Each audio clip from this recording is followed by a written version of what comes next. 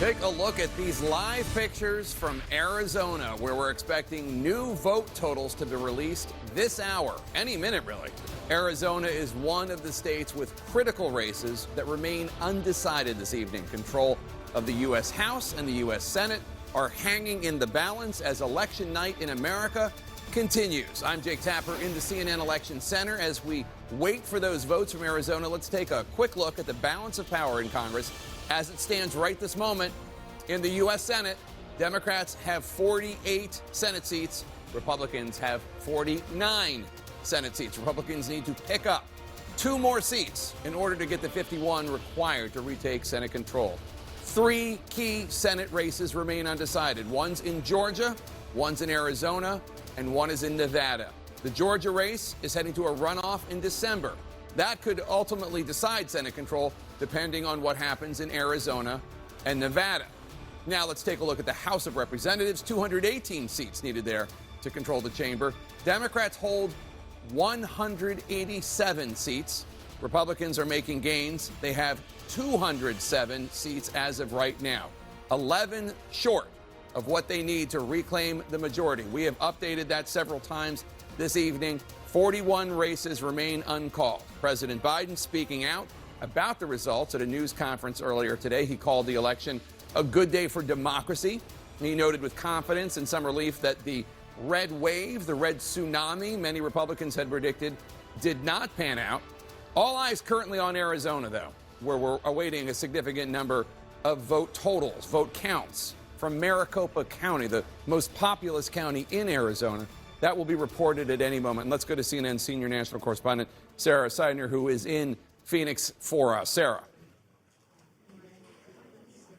Yeah, we are waiting in the next minute or so. We are expecting to see another vote count come out with more ballots that have been counted. At this point, Senator Mark Kelly is ahead of Blake Masters. And as you know, Blake Masters is backed by Donald Trump. He is a person that does not believe that Donald Trump won the 2020 election. That is an issue with a lot of the Republican candidates in races that are being watched nationally here.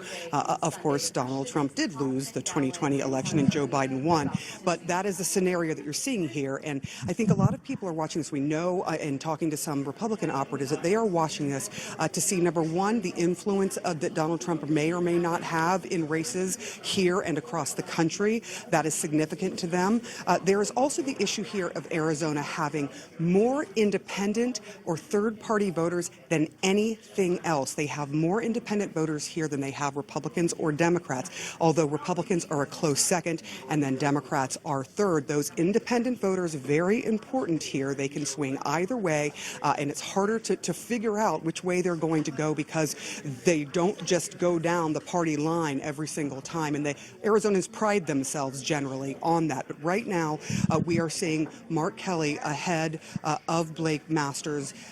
We also have the other race that a lot of folks are talking about, and that is the race for the governor. You have Katie Hobbs, who is the Secretary of State right now, running for the governorship, and Kari Lake, who is another candidate who is an election denier, who is backed by Donald Trump. At this point in time, according to the numbers, and I am looking down a lot, Jake, because I'm looking at the Maricopa County Election Department's results as I'm trying to wait for more of those votes to come in. But right now, Katie Hobbs is ahead of Kari Lake by 52% here in Maricopa County. Significant because Maricopa County is about 40% of the vote in the entire state, so a very large outsized number of people live in this county, which is a very large county itself. And I'll just quickly give you a look behind me.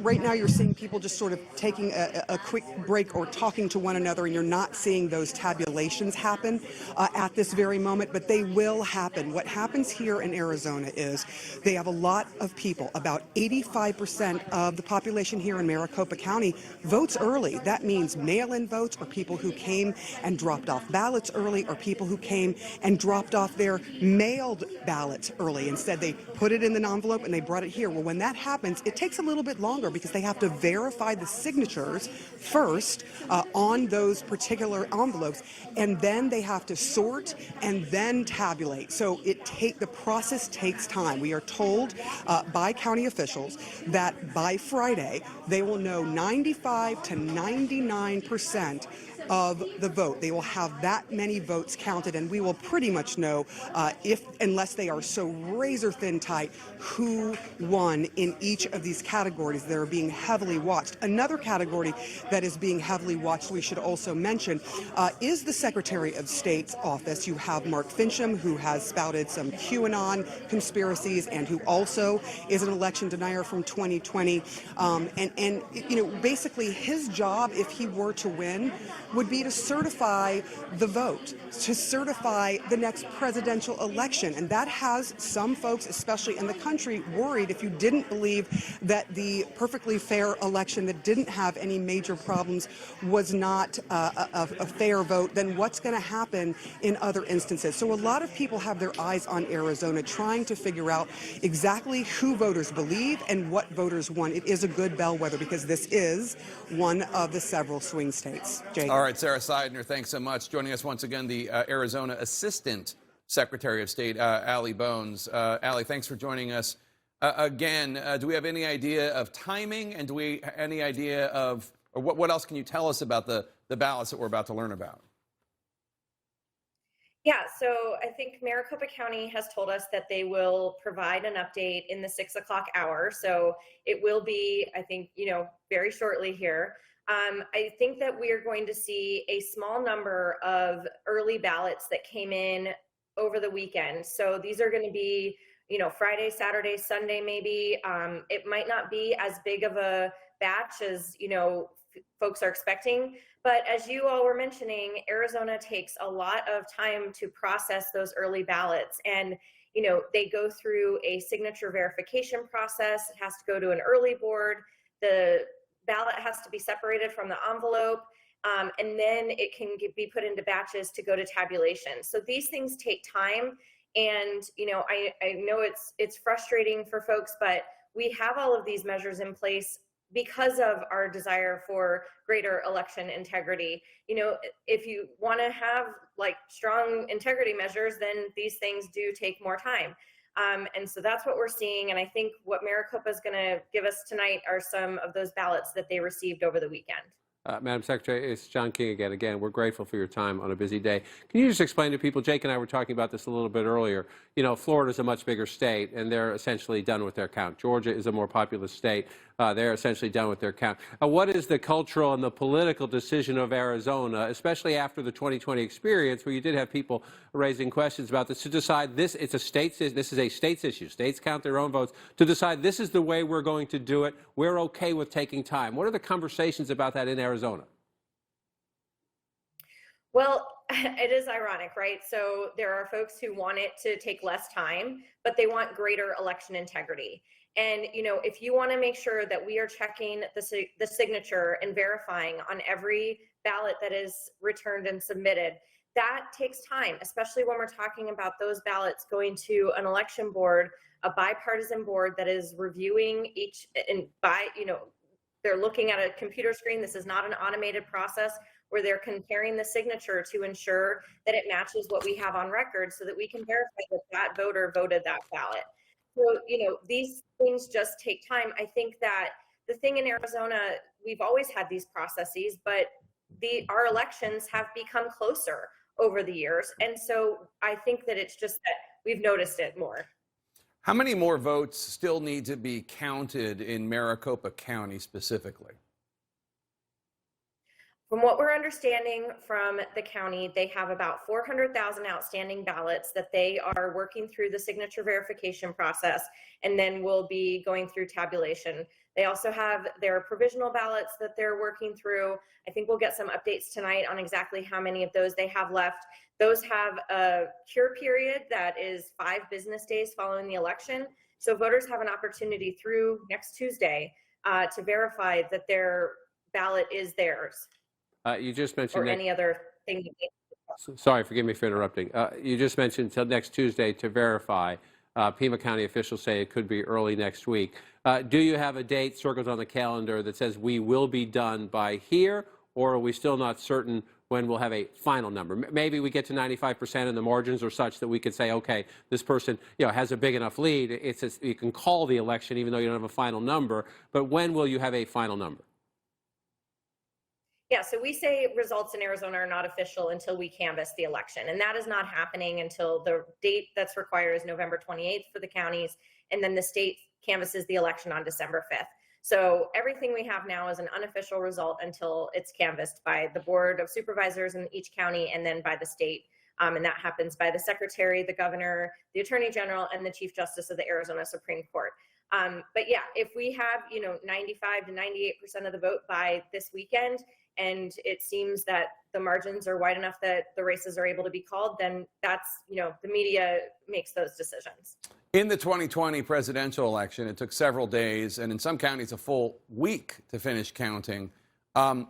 If you could just explain to our viewers why this is taking so much time. I know you did already to a degree, but what happens with the ballots? What are you, first of all, I think people need to understand, some states like Ohio or Texas, they are allowed to count or at least prepare for tabulation before Election Day. I believe you're not allowed to do that at all until Election Day, right? No, that's actually not true. So Arizona is able to start tabulating early ballots, as soon as they're received. And so they're able to go through that signature verification process as soon as they're received, and then counties start tabulating.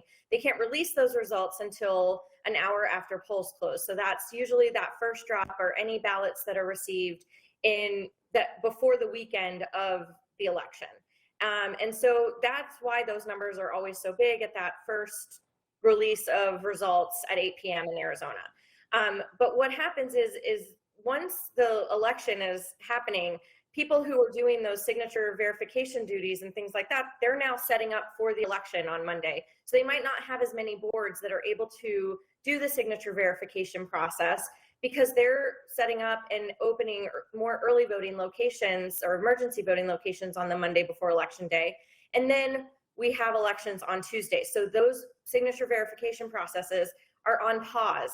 And what's happening is that we have ballots that are coming in and they are being received by the counties. And as long as those ballots are in by 7 p.m. on Election Day, they are eligible to be reviewed and to go through the process. So then what the county does is they get those ballots ready for signature review. They go through that manual process. As I mentioned, they're comparing the signature on the ballot affidavit with a signature on file to ensure that it is the correct person. Then it goes to another board that separates the ballot from the envelope because we have a constitutional protection to a secret ballot in Arizona. And then it goes to be put into batches for tabulation. So I understand that viewers and voters alike sometimes are, not understanding why these processes take so long. It really is to ensure the integrity of the election. All right, thank you so much. Really appreciate your time. Best of luck with this new batch of vote tabulations coming out. We continue to wait for the significant amount of results, to come in from Arizona. We're going to share those the moment we have them. Plus, what's the future for Donald Trump at the top of the Republican Party? We're going to ask a newly re-elected Republican governor, Chris Sununu of New Hampshire. That's next.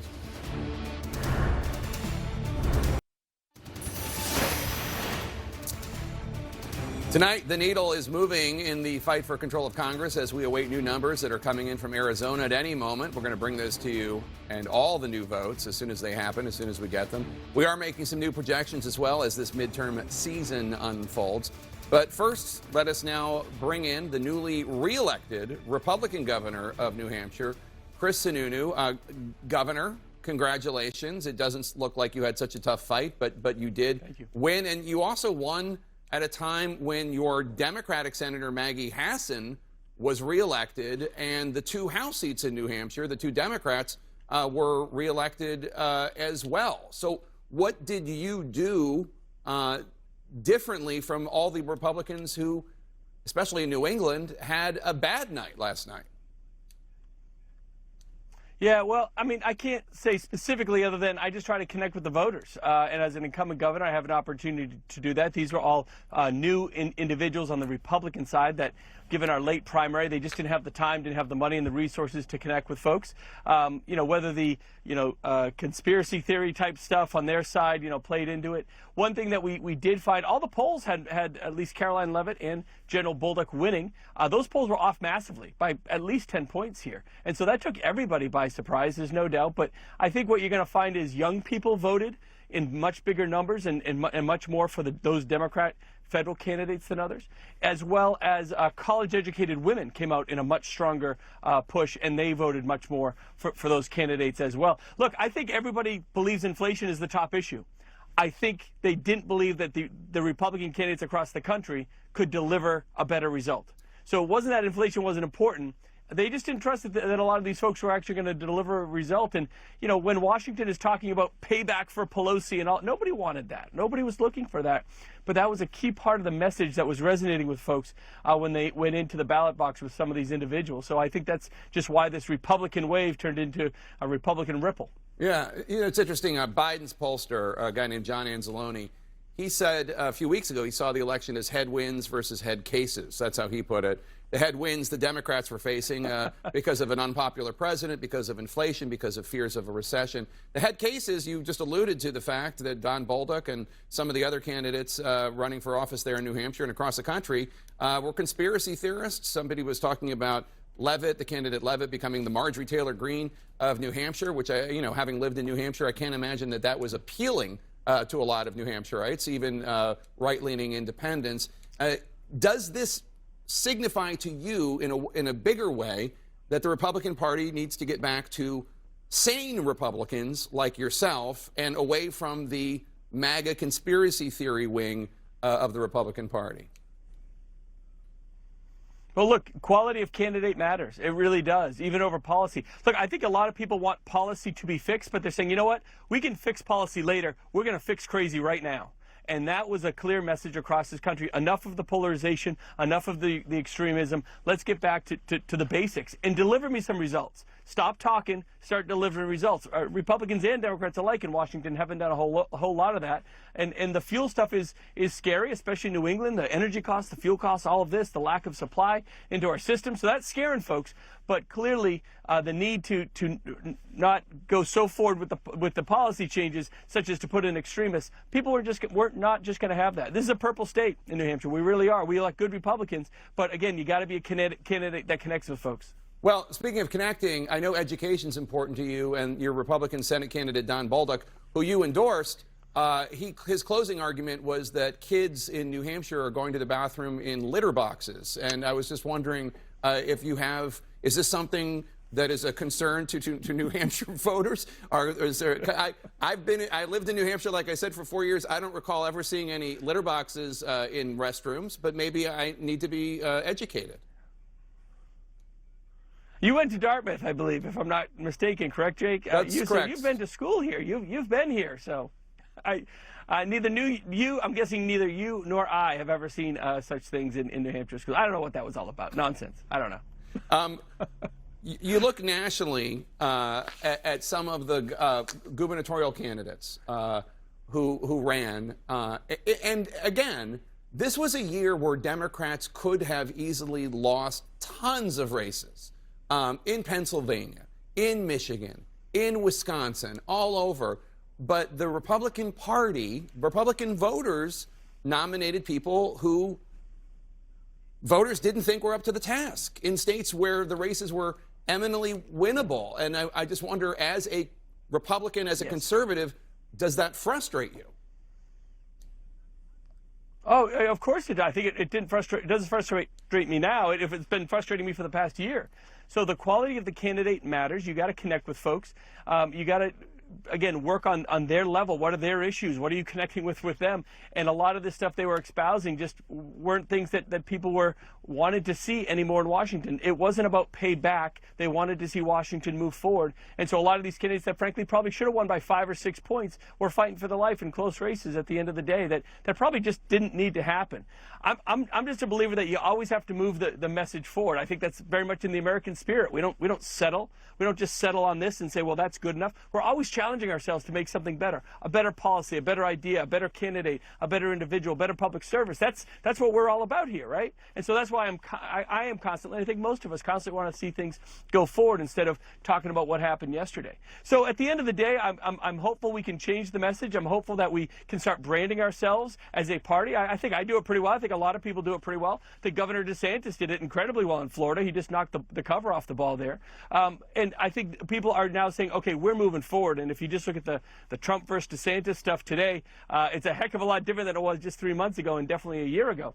And then you'll have other candidates come into the race, and hopefully they're up to the challenge of taking that leadership role and driving forward with a positive, inspirational message about getting stuff done and demanding accountability out of their public servants. You got to get results. So last time I asked you this question, you said you were focused on yesterday, except it wasn't yesterday at the time, it was the future. You're focused on winning re-election. Okay, you've won re-election. Are you considering running for president in 2024? Right now I'm not. Look, a lot of people are talking about it. There's no doubt. But I think the priority, I always want to work on the priorities, and that is what you just brought up. Changing the message. Am I going to travel across this country and start hopefully inspiring a younger generation to understand the benefits of good fiscal conservatism, the benefits of being smart about these issues and getting engaged in public service? Absolutely. I love doing that. And that's what I'm going to spend my time doing, as being governor, traveling the country, talking to folks, inspiring them, trying to change that message, be just a small piece of that puzzle, because you have to do it in concert. It can't just be one individual or one candidate or one presidential candidate. It's not about that. It's about all of us in concert being able to move forward and being inspirational for that next generation, because we're not going to be around here forever. We need that V team. We need that next bench to be able to step up and not do it in that angry, polarizing way. That's all they've experienced. For the past 6 years, that's all that generation has experienced. So we have an obligation to change that narrative and drive forward. That's a lot of fun to me, and that's what, if you're talking about my national interest, that's where it lies. Yeah, perhaps a stop in Iowa is in order. Governor Sununu, thank you so much. Appreciate it. Good. Well, you're already in New Hampshire, so you don't need to go there. Thank you so much, and congratulations again. Good to see you again. Still ahead, we're going to go back to Arizona, where new vote tallies are about to be revealed in two of the most closely watched undecided contests in the country. Stay with us.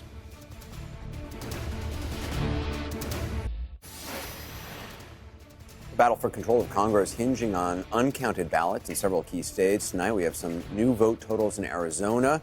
Let's take a look at the governor's race first. Put the numbers up on the screen. Kari Lake, 49.8%.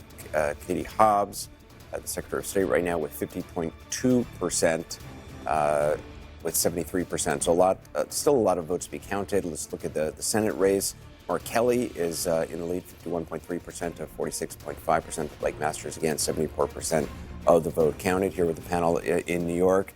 David Axelrod, I mean, still could go either way, I suppose. Oh, for sure. Well, I mean, the governor's race is a dead heat, and I think everybody's trying to discern out of these different tranches of votes that are being counted, what are the likelihoods of voters of the different tranches going in different directions.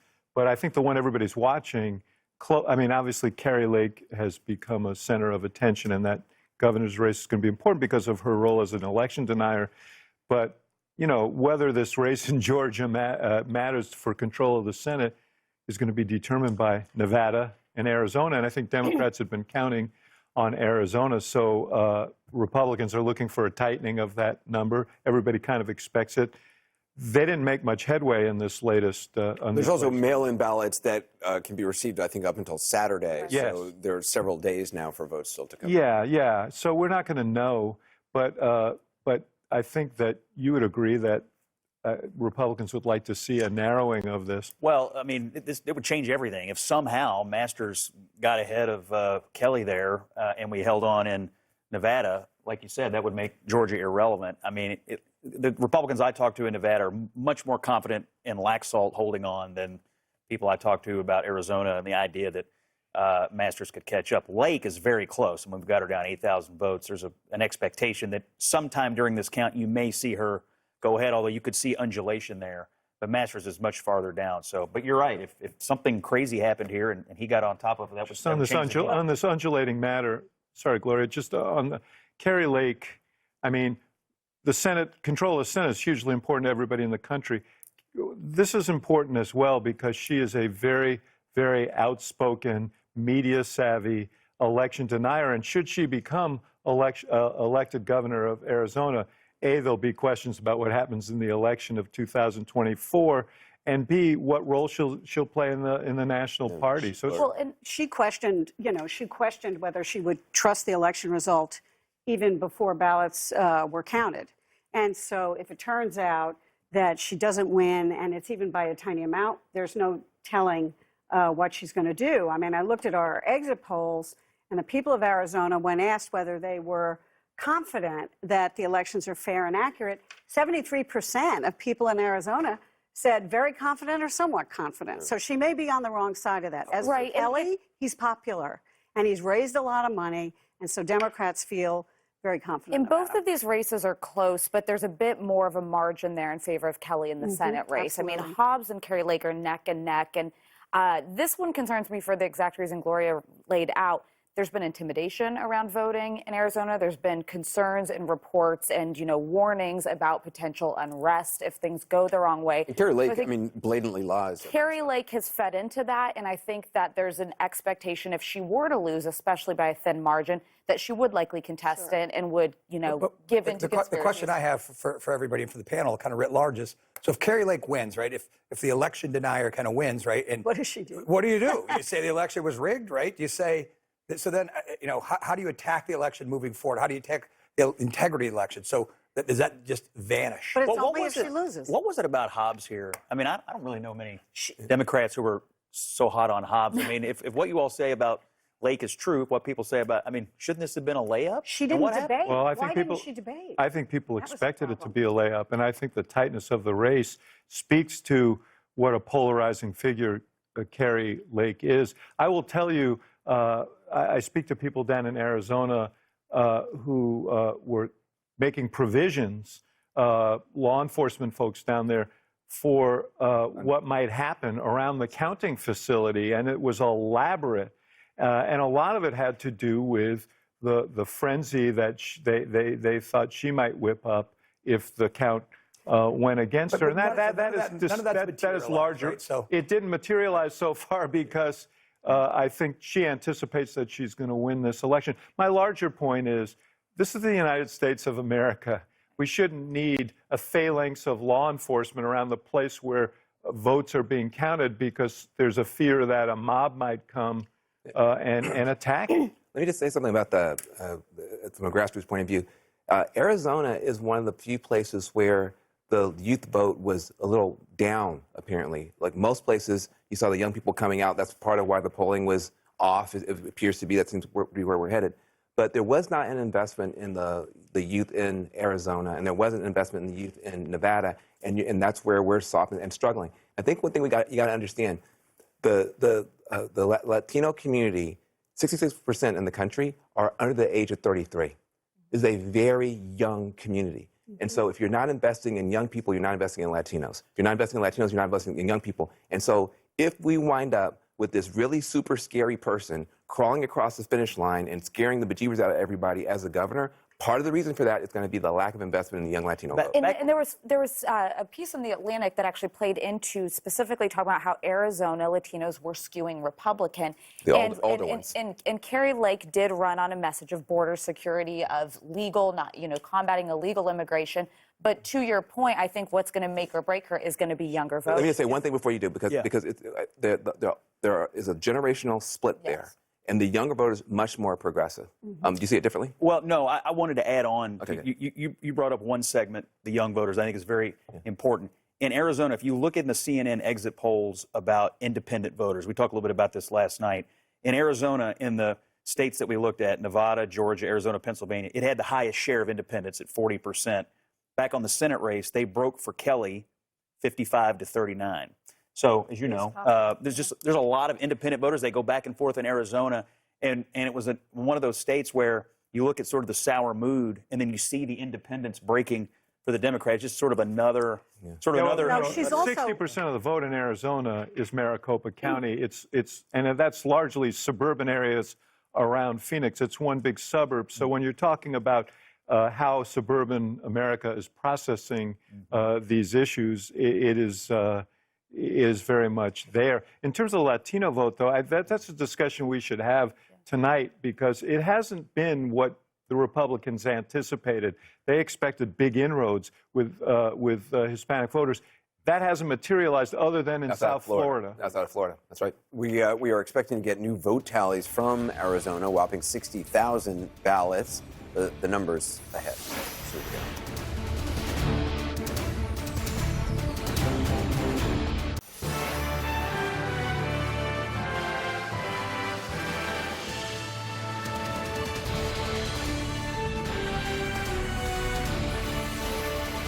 Election night in America continued. We are awaiting a significant amount of results, some 60,000 votes being reported this hour from Maricopa County, Arizona. Those votes could have a major impact on two uncalled races there. The governor's race between Katie Hobbs and Kari Lake, and the Senate race between Mark Kelly and Blake Masters, Senator Mark Kelly.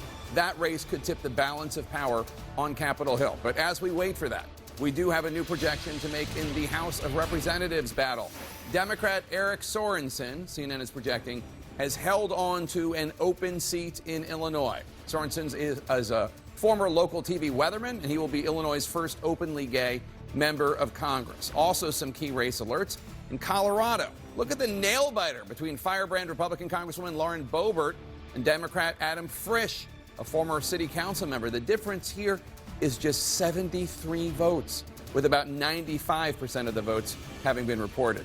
In Washington state, Democratic incumbent Congresswoman Kim Schreier is hanging on to her seat, at least so far, against the challenge from Republican attorney Matt Larkin, 52.8% to 46.9%. But we are not ready to make a projection there. Let's look at the balance of power right now in the U.S. House. Democrats have 188 House seats. That includes 4 pickups. Republicans have 207 House seats, including 15 pickups. There are 40 seats remaining. The magic number there, of course, 218. Republicans are narrowing in on that magic number. What's the state of play when it comes to competitive races? Let's take a look right now. The state of play is, there we go, Republicans need to win the 8 competitive seats in order to become the controlling party of the House of Representatives. Democrats, a taller order, they have to pick up 23 competitive seats in order to hold on to control of power. Let's go to the magic wall right now. John King is going to walk us through where things stand with the balance of power in the House of Representatives. And you know what? In past races, we would have been able to make a call by now. But this is so competitive that right now we still don't know. Right. And so if you're a Democrat watching out there, you're saying, is it possible the Democrats retain the majority? Possible, yes. Likely, the probability indicators will tell you. Because this is what we've called, as you just went through, 207. Republicans have 207 seats, so they need 11 more to get to 218. Now, many of them thought they were going to get to 225, maybe 230. Some had ambitions beyond that. That's not going to happen. But it's quite possible they will get to 218 and beyond. They're leading in 220 races, Democrats leading in 215. If it ended that way, again, 2 things can be true at once. That would be a moral victory for Democrats, but a political loss because Republicans would take the gavel from Nancy Pelosi. And so how do you assess that, right? It's going to make Joe Biden's life, President Biden's life, much more complicated if this is where we end up, or if Republicans get a little higher than that in these races. But if you look at the historical trends, 37 if you go back, 31 if you go back to Ronald Reagan, 37 if you just start the clock at Bill Clinton in a first president's midterm on average. Democrats are going to beat that historical average. That doesn't mean a Republican takeover of the House wouldn't make President Biden's life very complicated. And by the way, on 220, that's only a lead of 5. And that means, by the way, if there are, let's say in 3, and I'm just making this up, let's say this happens and there are retirements or whatever, promotions or who knows, for 3 competitive seats. That's it. I mean, if Democrats won in special elections, then they could take over. I mean, I'm just saying. You were talking to it's Manu. so narrow. You were talking to Manu earlier about the challenges facing Kevin McCarthy, who wouldn't talk much. This is the day Kevin McCarthy should be doing handstands. He should be, he should be talking to everybody. But he's nervous still, even about getting to be speaker, let alone having a narrow majority. So you're absolutely right. Part of his challenge, in addition to keeping the Marjorie Taylor Greens and the Freedom Caucus on board, will be to keeping people from retiring, because then you get into special elections next year and all that. Or even just defecting on a vote. Right. If three Republicans defect on a vote, then and join with the Republicans, that's the Democrats. That's 218. Right. So let's what you're saying is we have a lot to talk about as this goes forward, as we get the final numbers and then move into next year and beyond. But the projection you just made is very important because it's another one of our competitive races, right? And again, we started with 82 of them, and Democrats are on defense. Joe Biden won 60 of those 82. And Democrats, they're Democratic incumbents in 57 of them. So the open seats are easier to pick up, if you will, for a Republican. You're not running against an incumbent. But this was one of those open seats, as you just noted, right here outside of Peoria. And Eric Sorenson was trailing earlier on. And somebody out here direct messaged me, reached out to me on Twitter saying, hey, this race is changing. You guys should check in on it. And then you made the projection. So there we go. And now we've projected. This is, again, Democrats district by district fighting their way to a much better result than was anticipated. They still may end up in the majority, but a much better result than anticipated. So now you're looking, this is the ahead in the competitive races. Let's just come out and look at the races we have not called. And among them is the one you just mentioned here in Colorado, and this is the Lauren Boebert district. She has become 73. She has become an icon among mega Republicans, if you will. And you see 73 votes. Now, I was talking about this earlier. I'm going to switch to the county level of this district. I was telling you a couple hours ago, I was texting with a Democrat out there who was nervous, thought that she could make up the votes. Obviously, it's 73 votes, but with some other additional text and some help from our colleague Brianna Keeler right over there, I just want to walk through this and show you something. This is Pueblo County right here. It's a Democratic county, not by a lot, by 2 points, and the 79% of the vote. So the race is going to be decided here, right? Slight Democratic advantage. Does that mean how people voted yesterday? We don't know, but that's a race worth keeping a close eye on. Very, very interesting. We're on alert for the minute those additional votes drop in Arizona. Thousands of ballots on the line. You're going to get the results right here. Back in a moment.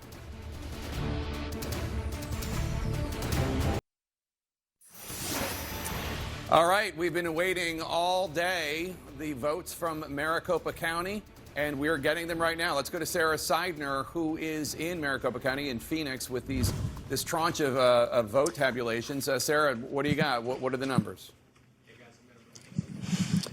We actually have someone from the county right here with us. Megan Gilbertson is here. She has been with us for days now. Can you give us an update of what the new numbers are? How many new votes have been counted now? So in Maricopa County, we have 1.13 million ballots cast as of today. That was an additional 62,000 ballots in this post. Okay, so now we are seeing 62,000 more ballots that have been counted at this hour. Absolutely. Can you give me a sense of, do you know where that falls out with the Senate race and with the governor's race? So I'm going to leave that to you guys to do all that analysis. But what I can tell you all is that we have between 400 and 410,000 ballots left to count. And that's because we had 290,000 ballots dropped off last night, which is more early ballots than we have ever had before on election night. And in case anybody's confused, thank you so much, Megan. I appreciate you giving us. And anybody's confused, we've heard different numbers. It was 275,000 votes that were cast. These numbers go up or down depending on how many times they're able to get them sorted and verified. So now it's 290,000 that came in just last night. And that was the last bit of voters showing up. And we have just heard 62,000 votes, more votes, have been counted here in Maricopa County, the most populous county that is in the state. Jake. All right, Sarah Seidner, thanks so much. So, John King, we see the vote tabulation here. So this is your change. That's your statewide tabulation. Mark Kelly just gained. Senator Mark Kelly gained a net when the Blake Masters and Mark Kelly votes were added. Mark Kelly gained a net in Maricopa County, which is the county here. That K stands for Kelly. That K stands for Kelly. Not 1,000. Sorry, that's for Kelly. So this is Maricopa County right here. It's the largest county in the state. Right. The new votes that just came in Maricopa County, a 7,320 vote net gain. A net gain for Mark Kelly. Kelly, which increased his statewide lead to 95,000. He was at about 85,000. Now it's about 95,000. It was about 87, and it went up to 95 and change. Again, that's of these 60,000 plus votes Sarah Seidel just outlined were just counted. So there are tens of thousands of more votes to count. But again, if you're the candidate with the lead, they start counting new votes. You want to be going up, not down, and that's one of the big questions. So it was 73%, estimated, reported. Now it's 76%, and Kelly went up 10,000. That doesn't mean we should note that that's going to be the trend every time new votes come. But let's look at the governor's race here because it has also been good news for the Democratic gubernatorial nominee, Katie Hobbs, the current Secretary of State. Her number went up from about 3,000 or so. Right. To now she's in the lead of 13,000. She went up to 9. She went up to 9 at one point earlier when some votes came in from Pima County. Okay. She's about 9,000, but she got 4,960 margin, a net gain of 4,960 votes in the race right now. That's how she now leads Kari Lake. Again, your lead is growing. That's where you want to be, but there are tens of thousands more votes to count. And again, the question here, and when we get additional vote releases from Maricopa County and from Pima County, we're still waiting there as well, is then the question is, can you, as we did in 2020, identify a trend, right? We just had 2 races. In the Democratic race for Senate, in the race for Senate, the Democrats' lead went up.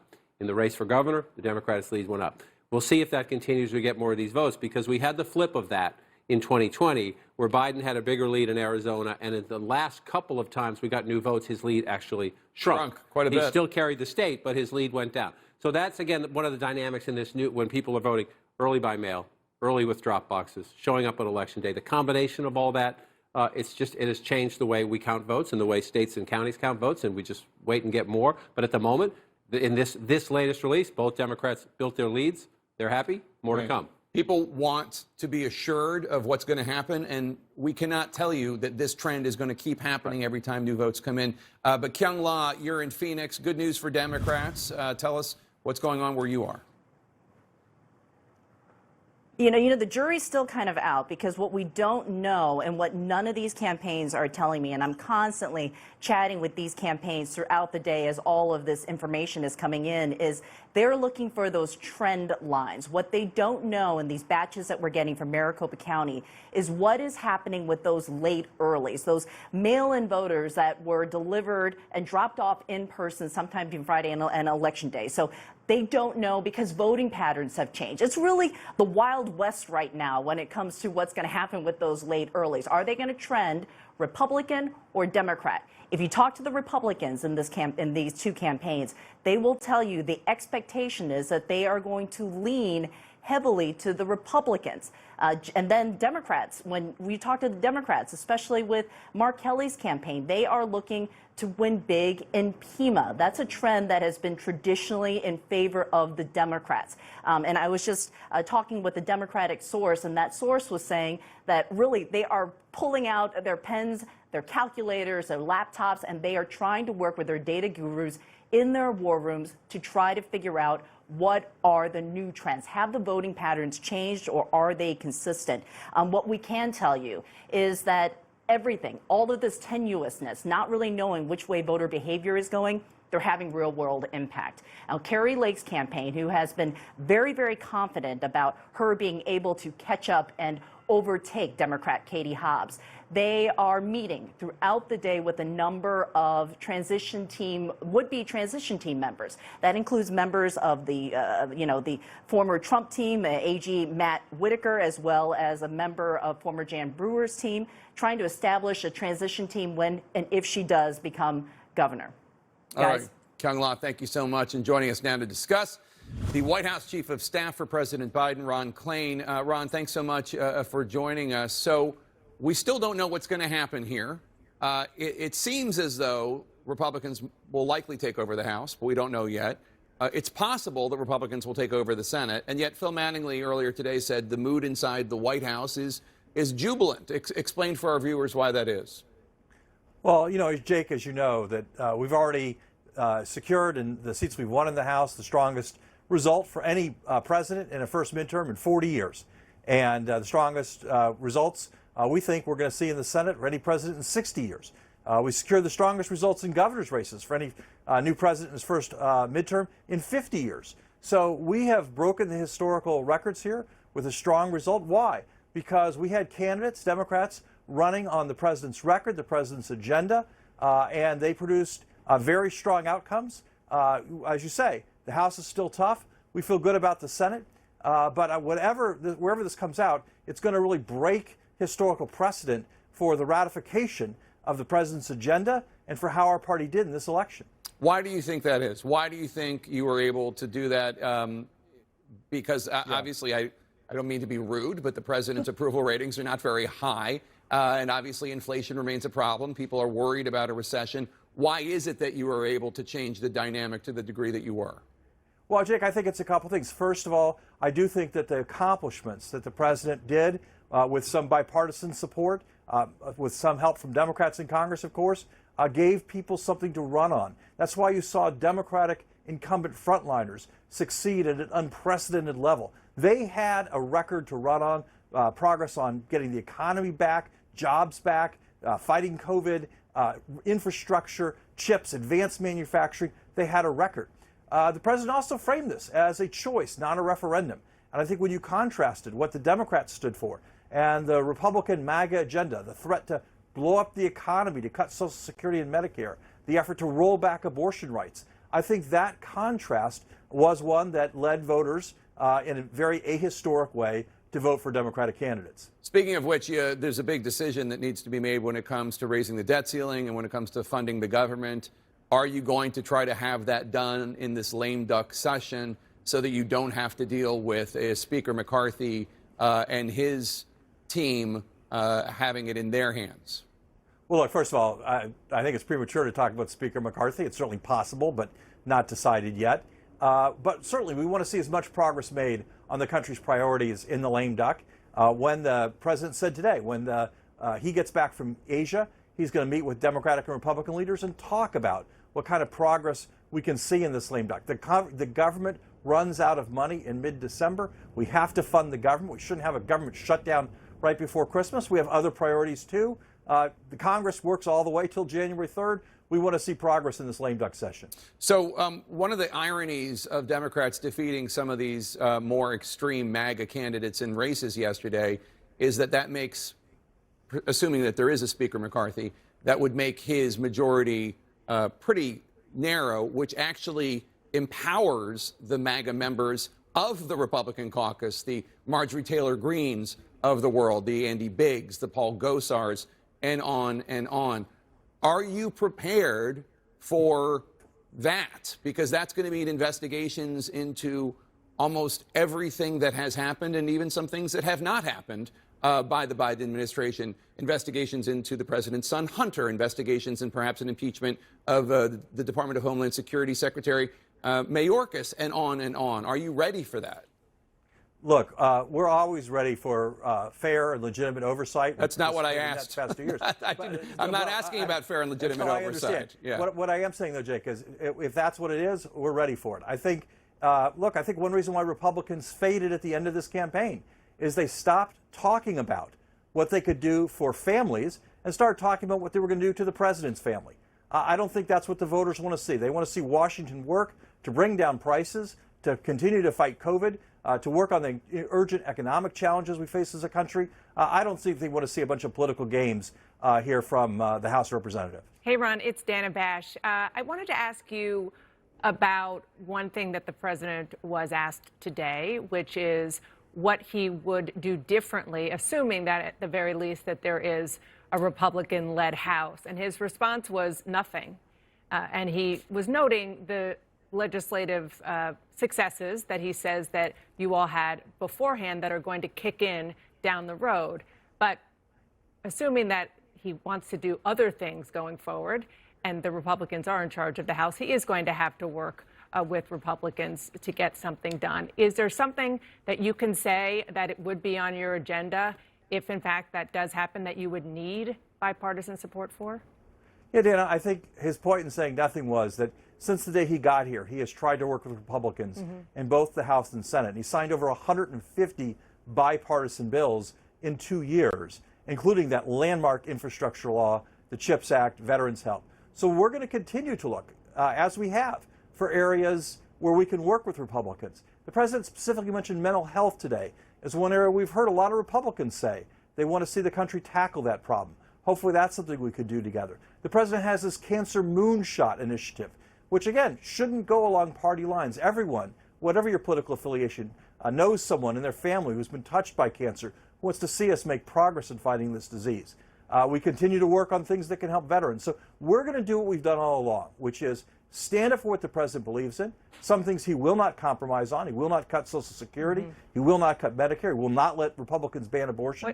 But where there's areas of common interest and common ground, we're going to try to make progress on those. What about immigration? This is, Again, I know, think something that everybody has been trying to do for going back, I don't know, 2, 3 presidents. And it's very difficult unless you have real partners. Is that doable in this climate? We're going to find out. Certainly, the president sent an immigration reform bill to Capitol Hill the very first day he got to the White House. If there's a chance to do something on immigration, we'd love to see that. The country needs immigration reform and progress on that. So that's another area where if it's possible, we certainly would be interested in talking to Republicans about that. There is going to be a runoff in the state of Georgia. Will President Biden go down and campaign with and for Raphael Warnock? Well, I have to be careful here about the Hatch Act because that's a future election. But what I'll just say is we're going to do whatever Senator Warnock wants the president to do that he finds helpful. Do you think it would be helpful? You've got a pretty sharp political mind. Well, again, I don't want to violate the Hatch Act here and talk about what we're going to do to get Senator Warnock elected in an election that hasn't happened yet. Got it. Don't want to get you in trouble. I see the building behind you. Okay. Thanks, Ron. Anderson. Thanks, Dana. Appreciate it. Dana, thanks very much. Let's talk with our team here. David Axford, I mean, Dana was bringing up immigration. I mean, there are a huge number of just gridlocked, incredibly serious issues that there has been little progress on. Any sign that there could be progress on, I mean, something like immigration, which is such a difficult topic? I mean, it's hard to be terribly optimistic given the history of that issue. I mean, there was a bipartisan bill that passed the Senate with large numbers during the Obama administration, never got through. It wasn't called for a vote in the House. And one of the questions is, if Republicans control the House, would you run into the same kind of obstacle there, even if you could work it through the Senate? We've seen some significant compromises in the past year, you know, on infrastructure and other things. But, you know, it's going to be this is one of the consequences of this very small majority that Kevin McCarthy is going to have, if he has it, or whoever is the speaker, because they're just not going to get a lot of leeway to work on this issue. So, you know, I think Ron is right to take the tack that he's taking and to say we're going to test this and see what we can get done. And I think they're going to try. You know, but politics won't. I don't think politics are going to lend themselves to that. You know, with Trump running, if he does announce next week, he was very much opposed to even the infrastructure compromise.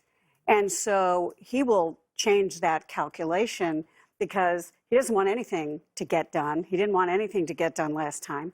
He was all over Mitch McConnell for signing on to that infrastructure bill. And I think he's going to be trying to pull some strings from outside the Congress and say, look, you guys can't do this. And even if it's areas like combating opioid abuse, for example, or fighting crime or holding tech companies accountable, which are, you know, mutually agreeable issues in some way, I think Trump's impact will be very large, don't you think? And I think also with a slim potential House Republican majority and an empowered right flank, we're going to struggle to even keep the lights on. Funding the government's going to be a challenge. Right. Dealing with the debt ceiling, the NDAA, these basic functions of government that have to happen are going to be a challenge in a divided government. I would love to see some kind of bipartisan deal on immigration. We've been wanting to do that dating back to Bush, but I would be shocked if that happens heading into a presidential contest 2 years out. Yeah, the House is its own set of problems, given the how thin the Republican majority is likely to be. But, you know, on McConnell, and for his part, yeah, Trump was all over him. Yeah. But Trump wasn't able to influence him out of it, and they did do some bipartisan work. McConnell's often said he has interpreted these very close elections as the American people saying they want the two parties to do things between the 40-yard lines. He's right. Yeah.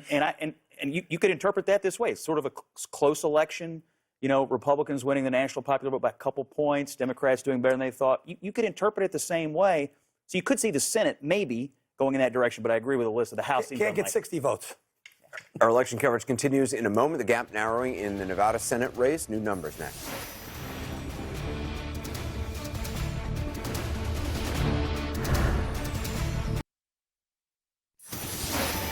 The balance of power in the U.S. Congress at stake tonight, even as new vote numbers come in from key battleground states. We're on the ground in all the key states with CNN national correspondent Gary Tuchman in Nevada for us. Gary, tell us what's happening with vote counting where you are.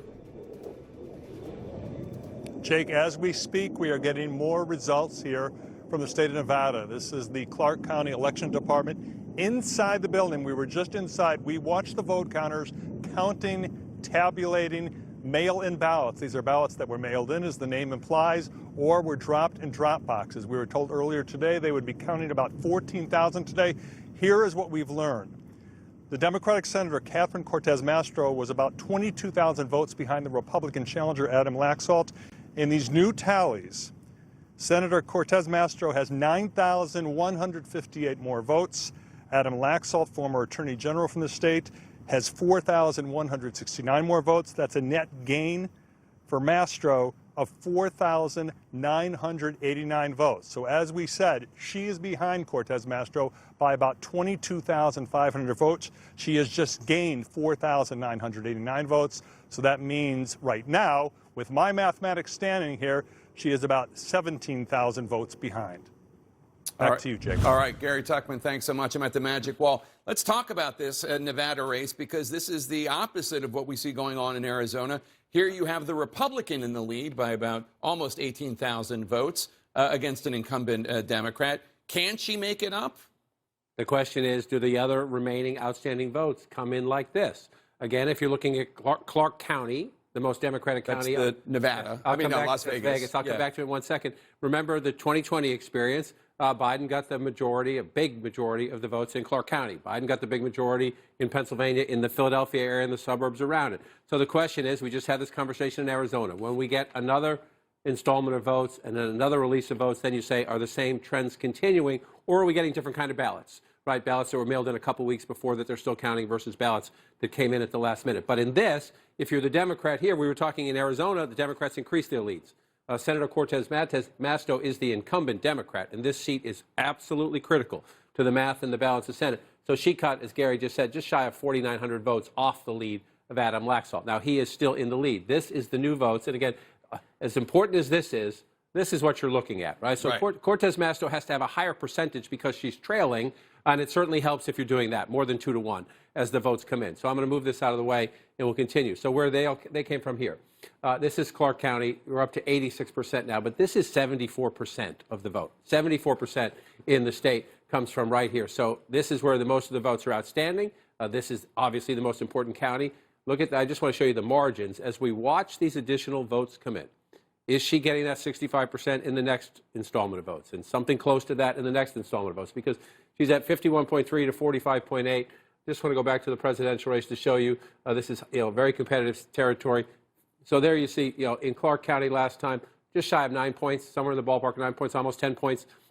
You're looking there. So if you come to the Senate race, the Democratic candidate for Senate doesn't have quite that margin. So she wants to stretch it out, right? She needs to run it up here is the idea. Run it up here to offset this, right? So, and especially the other conversation, forgive me, is there's these also outstanding votes here in the second largest county. This is a genuine swing county. Washoe County is the second largest. It's 15% of the population as opposed to 60+% of the population. So it is a smaller population center, but in a close race, it all counts. They're running neck and neck here. The question is, if at the end of the count, if this flips to blue, Cortez Masto is in pretty good state. If it stays red, she can still win, but she would need to continue to get high percentages like she just did, more than 2-to-1 in Clark County. So you just showed us Clark County, which is Las Vegas, and in that county, Cortez Masto is underperforming what Joe Biden did. Yes. By a little. And Adam Laxalt is overperforming what Donald Trump did. Yes. Right? And this is a state that Joe Biden won narrowly. Do you have a way of finding out where else in the state Senator Cortez Masto underperformed Biden? There's your answer right there. So she's underperforming him in Clark County, and she's underperforming him in these traditional Republican counties anyway. But again, in a close race, you say, oh, well, that's red. as we went through the experience last night in Georgia in the Senate race, the margins matter. So let's just see what it is. Right now, you see Cortez Masto here. This is Republican by 54 points last time. I mean, it's, you know, you're not talking a huge difference here, but But again, a percentage or two, a couple hundred votes or three can matter when you get through it as you go. Now, you said that this is the big one. The second biggest county other than Clark County. Right. Biden won this by 4.5, and she's trailing by 4.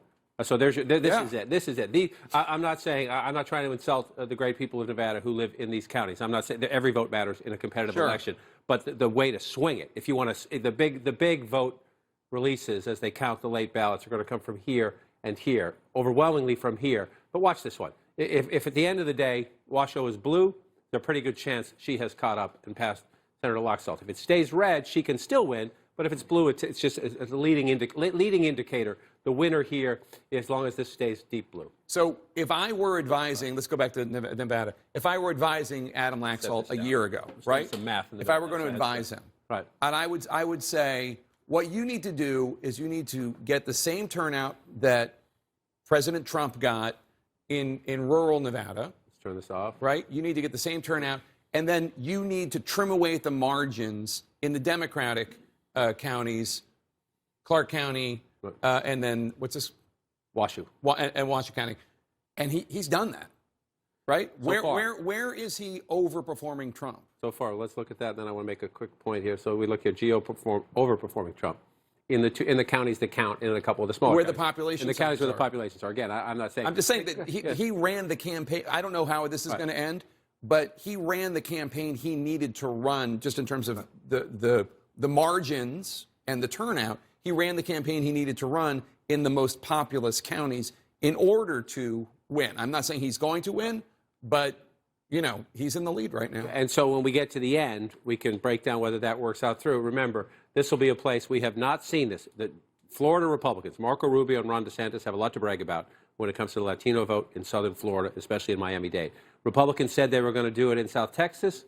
Not so much. Not a horrible performance, but they did not continue building, and Democrats would say, as soon as we end this, I'm going to have texts from Democrats saying, we were actually better than that. Democrats did reasonably well. This was the other test, in Arizona as well. This was a big test. So in the end, we'll know more. But remember, here, what dominates Vegas? The hospitality industry. Right. What dominates Reno up in Washoe County? Same thing. The same thing, the hospitality industry. At the peak of COVID, the unemployment rate in Nevada was over 28%. Right. Now, it is back down below 5%.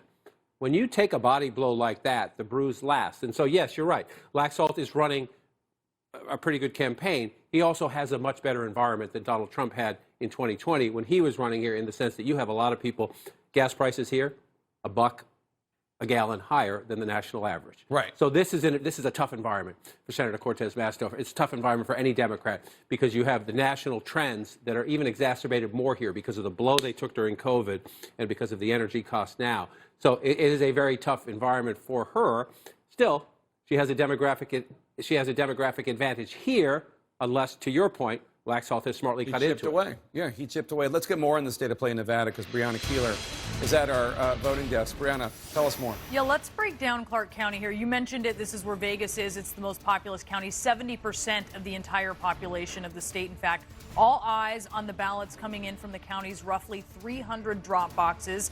There were nearly 57,000 ballots that were picked up on Tuesday. That's in addition to the nearly 15,000 ballots picked up from drop boxes on Monday, and we're still expecting some of those results this evening. So those are the drop boxes, and then you have other ballots that people dropped in mailboxes that are arriving through the U.S. Postal Service. And officials are processing 12,700 mail ballots, and they will continue to do that through Friday.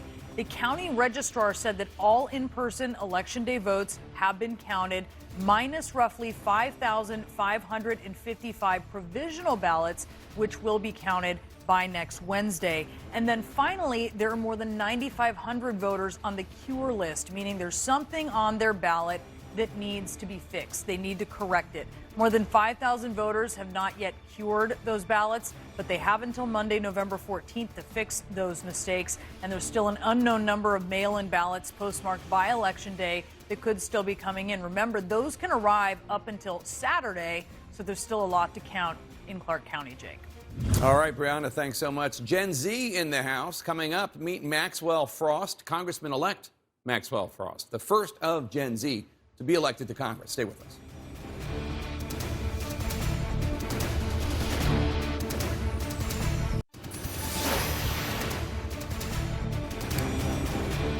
A new class of representatives coming to Congress in January, although tonight it remains unclear which party will control which chamber.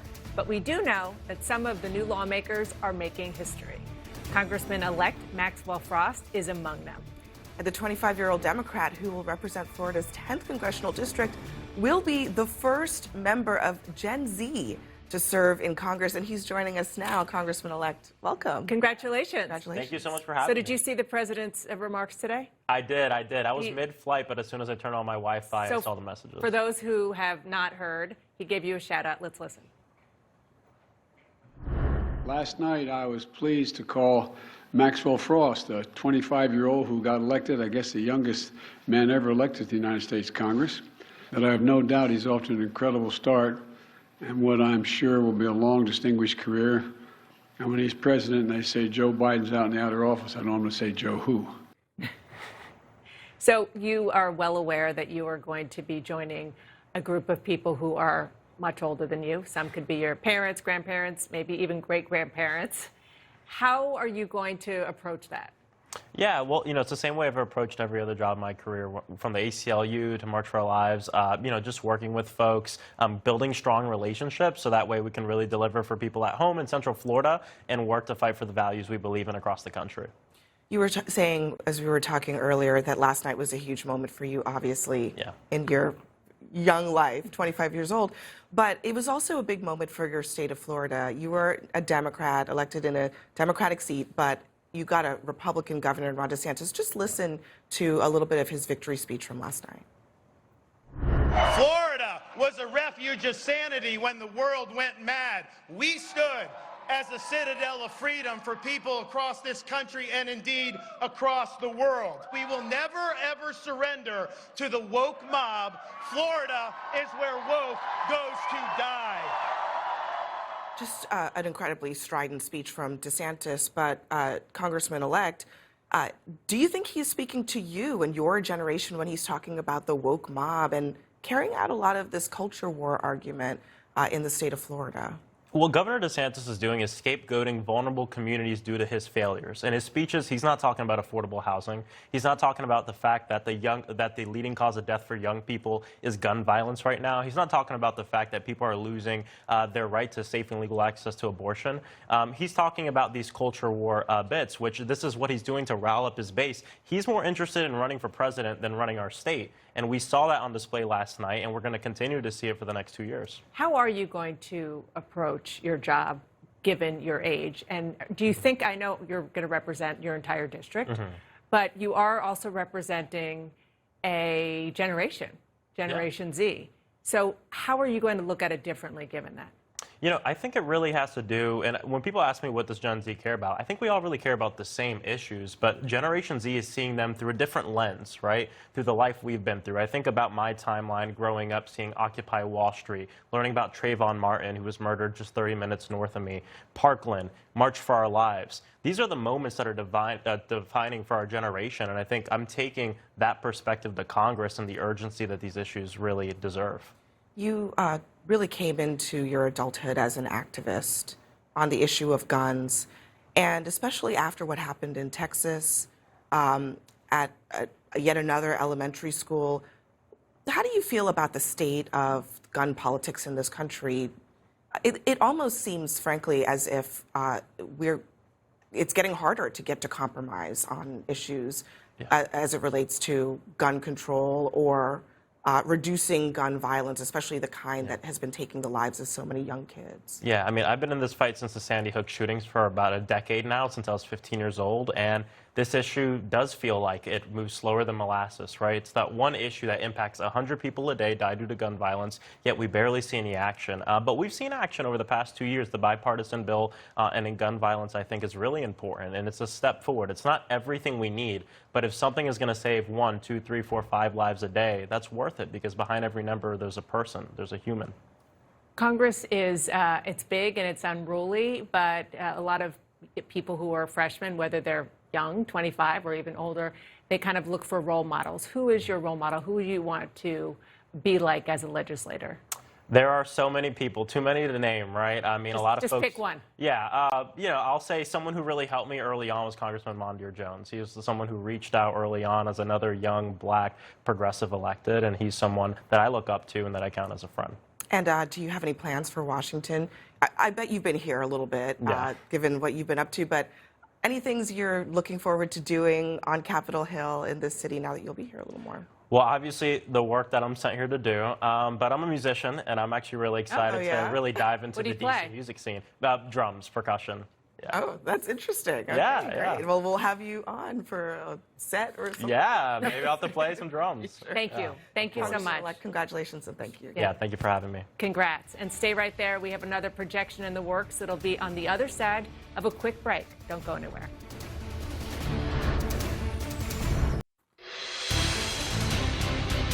Welcome back, and we have a new projection to make in the race for the U.S. House of Representatives in Iowa.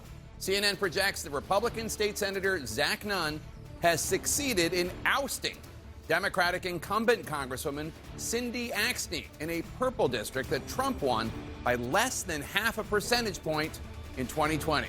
More now on the Senate. Let's go to the balance of power right now. In the House of Representatives, 188 Democrats have been elected. That includes 4 pickups. Republicans have 208 seats. That includes 16 pickups. 39 seats remain to be called, and there are 218 seats that you need to have to win control of Congress. The state of play right now, in terms of the outstanding competitive seats, Republicans need to win 7 of them. Democrats have a taller order. They need to win 23 of the competitive seats. Anderson. Jake, thanks very much. We want to talk more now on the Senate and a very tight race in Georgia. So tight, in fact, it is heading to a runoff. Want to go to Atlanta. CNN Jeff Zeleny is there. So the campaigns are not wasting any time going back into campaign mode. Anderson, they're not, and actually all eyes here in Georgia tonight, at least among political operatives, are on Nevada and Arizona, because what happens there affects their races here, and here's why. If control of the Senate hinges on Georgia, this is certainly going to heighten the importance of this race over the next month. But as you said, they're not wasting any time. And starting tomorrow, Ted Cruz, of course, the Texas senator, is the beginning of the cavalry that's arriving here in Georgia. Republicans are planning to flank Herschel Walker, try and build up his support. And that starts tomorrow night with a rally that Ted Cruz is hosting in Cherokee County. It's about an hour or so north of Atlanta. And it's one of the very places that Herschel Walker underperformed Governor Brian Kemp by about 9,000 votes or so. And when we look at the vote totals across the state here in Georgia, it was happening in red counties, really in all corners. And it's one of the concerns here for Republicans that Herschel Walker underperformed the Republican governor by almost 200,000 votes across the state. So Ted Cruz is coming here. Other senators, I'm told, are lining up virtually day by day. And campaign staffers are also coming here to Georgia to try and help build him up. But the question is, are those the kind of voters that they actually need? They also need independent and swing voters. That's where Senator Raphael Warnock, of course, the Democratic incumbent senator who is still in the fight of his life. Yes, he was some 17,000 or so votes ahead, but still needs to get over that 50%. So he also is bringing in a lot of surrogates. I'm told early conversations have been already held with former President Barack Obama, who, of course, came here at the end of the general election period. One question, are 2 other presidents going to come? Former President Donald Trump, who did not step foot into Georgia during the campaign period, even though he recruited Herschel Walker, and is President Joe Biden going to come? We heard Ron Klain, the chief of staff, say just a short time ago on our air that it would be up to Senator Warnock. He clearly did not want him here during the campaign period. And you may be asking, why a runoff? Why is this even happening? Only 2 states, Georgia and Louisiana, have runoffs in general election. They're actually from laws from the 60s and 70s that some said were trying to keep certain people out of office. So a lot of interesting history here, certainly when 2 black men are on the ticket, a Republican and a Democrat. So part of our nation's history here playing out in these runoff races now December 6th here in Georgia. Anderson. And Jeff, has the governor, Brian Kemp, said that he would... I think we lost Jeff. Anyway, I'll talk to the panel. Well, do you think Brian Kemp is going to campaign? That was the question I was just going to ask. Right? Yeah. So Brian Kemp really performed. They're just saying Brian Kemp outperformed Herschel. Brian Kemp did this. Brian Kemp ran up big numbers in Georgia. I would keep everybody out of the state except Brian Kemp. Right. But the problem is you can't do that. I advised the Georgia 2020 Senate runoff, and nobody wanted Donald Trump to come down. We had Ivanka down, Don Jr. wrote an op-ed, Pence came down.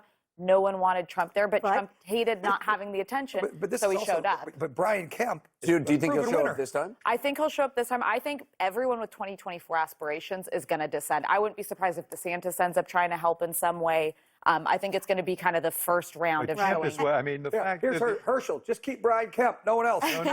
No, you're absolutely right. Because if the battle is for those independent voters in the suburbs, who we saw, right, broke for Democrats. Yeah, but I mean, Warnock got 55% of the independent vote in Georgia.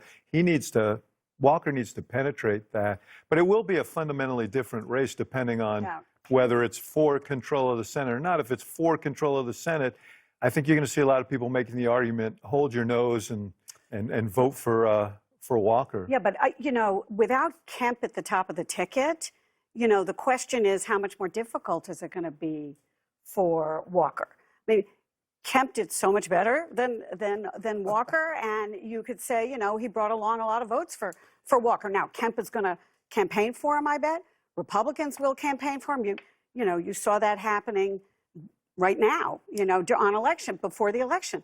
So they'll all be down there. But independent voters, where are they going to go? Right now, Brian Kemp's the most popular Republican in the state of Georgia. We just had an election. My understanding is that Governor Kemp and other senior Republican officials have had conversations today about the need for him to put his arms around Herschel Walker. As Jeff pointed out, there's just a ton of counties out there with a lot of Republican votes that Kemp got and Walker didn't get.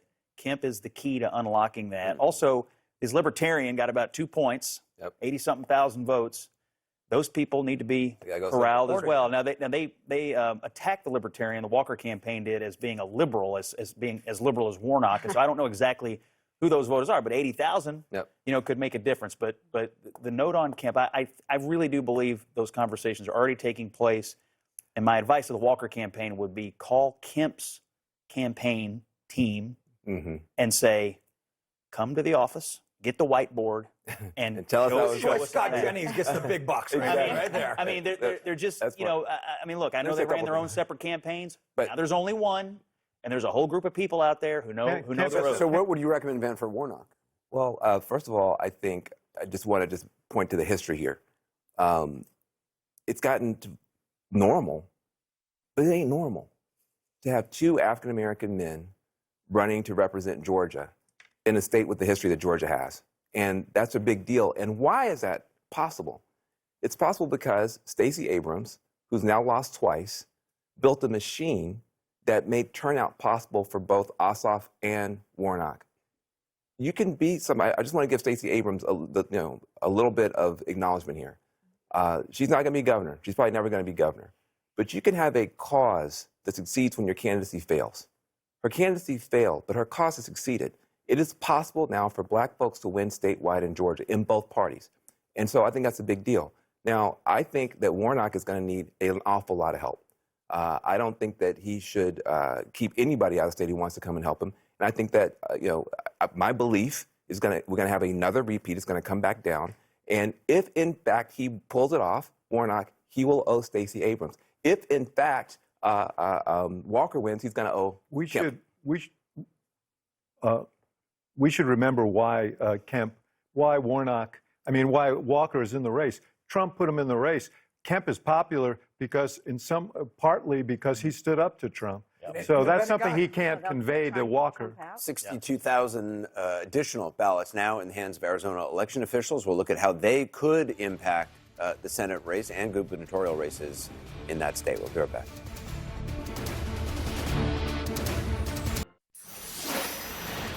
Control of the House and control of the Senate hangs in the balance, and mail-in and drop-off ballots could make all the difference in the many races that remain undecided. Election officials in Arizona, for example, just announced they have an additional 62,000 of them. That's on top of hundreds of thousands of other votes that need to be counted there.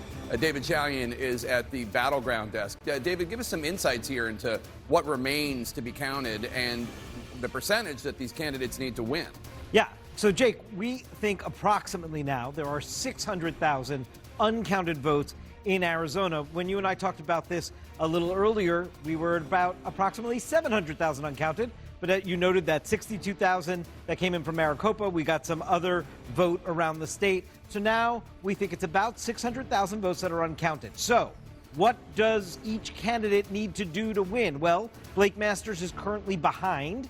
So he needs about 54 to 57% in that range in this estimate of the remaining outstanding vote of those 600,000 outstanding in order to overtake Mark Kelly and win this race. Mark Kelly, who is leading right now, does not need as much. He only needs between 40 and 43% of the outstanding vote. And we know that the bulk of that vote is in Maricopa County. There's also a big chunk of outstanding vote, we believe, in Pima County, both of which are counties that Mark Kelly has been doing better than this number. But what we are looking for here is a pattern change. Will these votes from those counties present a different pattern? In other words, does Masters start doing better with the batches of votes that come in because they were late arriving? We heard, for instance, there were 290,000 ballots dropped off just yesterday in Maricopa County from the official who said that was a record. Does that have a different pattern than we've seen so far in the county? We will look at that, but that's what Blake Masters needs. All right, David Chalian, and I'm back at the panel. And Chris, the irony, we heard the Assistant Secretary of State describe in painstaking detail why this takes so long. And the irony that people are using the fact that this takes so long as evidence that there's malfeasance afoot, couldn't be more inaccurate. She seemed so precise and so earnest and so bureaucratic in a positive sense about we're going to do this the right way. And she also made it clear that her boss, Katie Hobbs, the Secretary of State, who is running against Kari Lake for governor, is going to have absolutely nothing to do with this count. But just hearing what David Chalian said, there's no doubt that if either of these candidates, the Republicans, lose, they're going to make a fuss and they're going to say that there were some irregularities here. Listen, in the Republican primary, Kari Lake said that she didn't trust that vote, and when she won, she said, well, I outvoted the fraud. So this is just an election litigation waiting to happen. Like you literally can't win. Yeah, she told me on State of the Union a few weeks ago that she would accept the results when she wins. And she wouldn't even go there on the question of whether she didn't win. And she started to sow doubt in the vote last night when she gave her speech. Kyung Lah's been reporting on this, which just doesn't make any sense to me because she wants the rest of the votes to be counted. Because right now, based on what we see, look at the screen, Katie Hobbs says 53%, she is 49.7%. She says that she believes she is ultimately going to win. Well, the only way she can actually win is for all the votes But you're taking her in face value as if she's a rational human being and not. And this isn't like an act. I am trying to explain facts and numbers and math. And math. But I mean, I keep thinking back to that phone call that we learned about between Donald Trump and Blake Masters and how Trump was chastising him for not handling questions like this in the way that Kari Lake clearly is, where it is a political stance, right? I mean, that's what she's doing. She's taking I don't know if partisan is the right word because not every Republican does it, but she is taking a Trumpian stance about this. And I mean, I don't know. I don't expect her to do anything other than say it's wrong if it shows she loses. I mean, we're sitting here talking about this for hours on end, so we have to find some levity in a little bit of the conversation, but it is pretty dangerous. I know, it's not. We are counting the votes. We don't know how it's going to turn out. She could very well turn out to be the next governor of Arizona, and if she does, she's already said that her very first order of business is going to be to start involving herself in how the state carries out elections. Now, I'm not trying to say that everything that Arizona does is done perfectly and that there's no room for improvement. But when you have someone who doesn't believe basic facts, like the last election was legitimately won by President Biden, then you start to question what she's going to be after. And I think that's where we are with this. Kari Lake is very much an election denier and has no regrets about it, and also spins some really wild conspiracy theories. And I think that if you're an Arizona voter, you should probably be pretty confident that those conspiracy theories would come with her Abby, to the governor's mansion. You look at our exit poll, 35% of Arizona voters say they do not believe that Joe Biden is the legitimately elected president of the United States. Which might actually be a bigger number or a smaller. I mean, it's no, but not well, enough no. for her My to point win, is though that she's not out there by herself. Yeah. There is a sizable minority, but a sizable portion of the Arizona electorate that says, right on. You're exactly just like right. the rest of So the much rest as of you the can't country, trust by them. the way. That's like the same number as the country at large. Yeah. So much of this is just rooted in infantile behavior. If I win, then it's legitimate, and if I don't, it's illegitimate. And Chris, Donald Trump said something that I thought was so telling. I think it was an interview with Fox Digital, but I'm not sure. But he said something about the candidates he endorsed. He said, if they won, I get credit for it, and if they lost, I don't share in any of the blame. That's like a quote. You can't make this stuff up, right? I mean, it is sort of four-year-old logic. When they win, it's all on me. If they lose, it's their fault.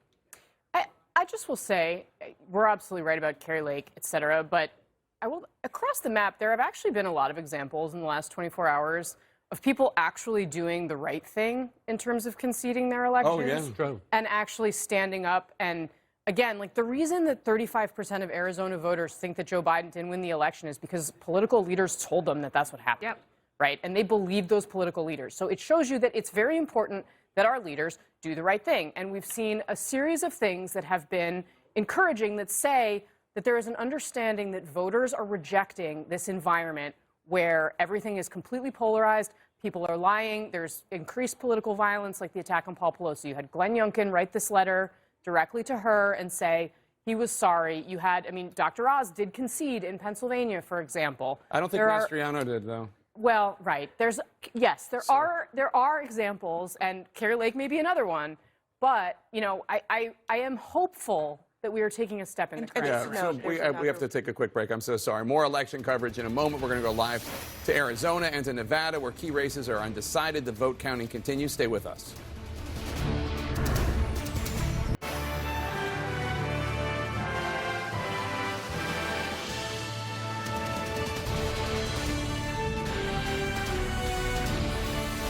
It is a busy night for election officials in Arizona. They've been scrambling to process and count more ballots. We're crunching all the new numbers as they come in tonight. The nation, of course, is waiting for the final word on which party or parties will be in charge of the House and the Senate over the next 2 years. I'm Jake Tapper in Washington.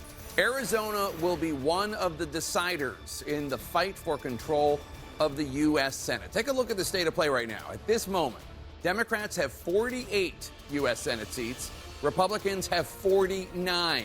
Republicans need 2 more seats to reach the magic number of 51 required to retake control of the U.S. Senate, and 3 Senate races remain undecided in Georgia, in Arizona, and Nevada. Now, we know the Georgia race is heading to a runoff in December because neither candidate got above 50% of the vote. It's possible Senate control will not be determined until then, but it could be determined by what happens in Nevada and Arizona.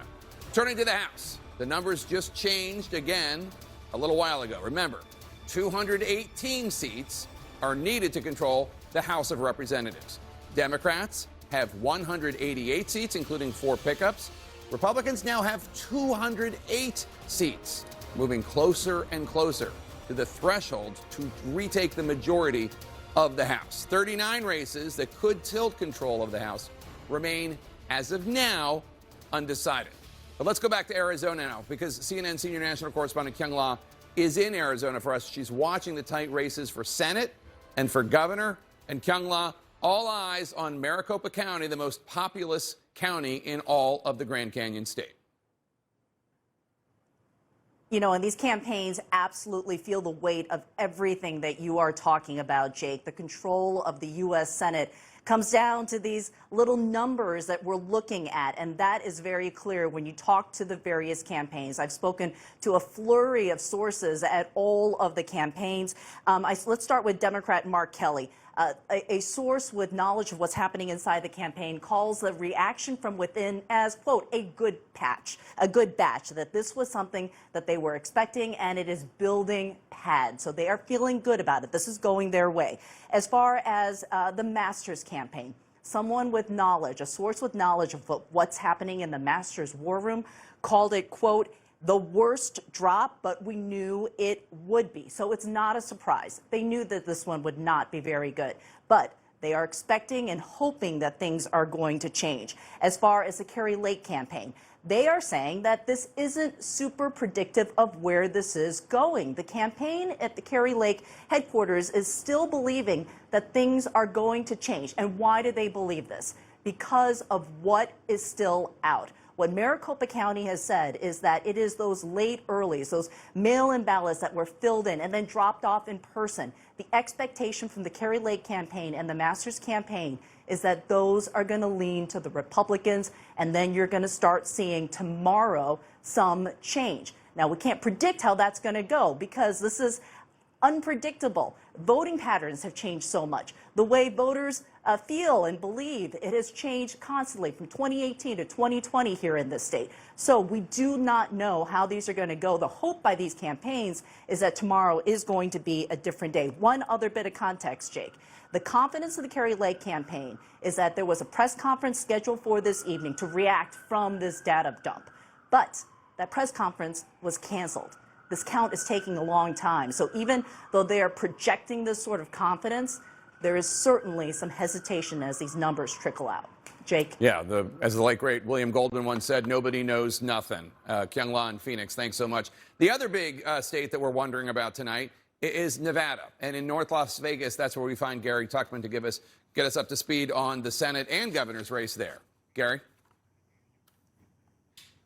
Jake, there are still tens of thousands of votes to count here in the state of Nevada. We are in the largest county by far in the state, Clark County.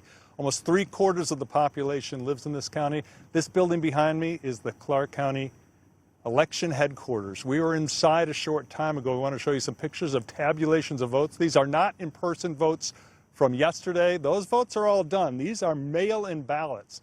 Every person who votes in the state of Nevada who registered to vote received a mail-in ballot. There has been an extraordinary number of mail-in ballots sent in since October 24th, and there are lots of votes still to count. So when we were inside, we watched them tabulating the votes. You will not see any faces, as a sad sign of the times. For security reasons, the election workers didn't want their faces shown. There were also Republican and Democratic observers in there. They didn't want their faces shown. But here's what we know. When the day started, the incumbent U.S. Senator Catherine Cortez Masto was trailing Adam Laxalt, the Republican challenger, by about 22,500 votes. These are the numbers we just got a short time ago. They counted 13,327 votes. Cortez Masto got 9,158 new votes. Laxalt 4,169. That's a net gain for Cortez Masto of 4,989 votes. So the lead has gone from about 22,500 to 17,500. And now, this is just a tip of the iceberg. Tomorrow, another 12,700 votes roughly, and they were received in the mail today, will be counted. And also, here's the big number, about 57,000 votes that were put in boxes yesterday at the various voting centers, about 300 boxes. So a total of 70,000 more votes are expected to be counted tomorrow. So we have a lot of counting still to do. And one more thing, Jake, after that's counted, we still have tomorrow, Friday, and Saturday for more mail-in ballots to arrive. As long as they were postmarked by yesterday, they will arrive over the next 3 days, and that's conceivably tens of thousands of more votes. So anything can happen. All right, Gary Tuchman, thanks so much. That's updates from Arizona and from Nevada. John, walk us through Nevada. What's going on? Let's walk through the micro, if you will, and then we'll come out to the macro of what Gary just said, because balance of power in the United States Senate could depend on this seat, and he just told us we're waiting, and we're waiting a while, and then we have the Georgia runoff on December 6th. So for anybody sitting at home thinking, I'm going to get tonight, I'm going to know, it's not going to be tonight, but we could get more votes, which gets you closer to the trend. What is happening?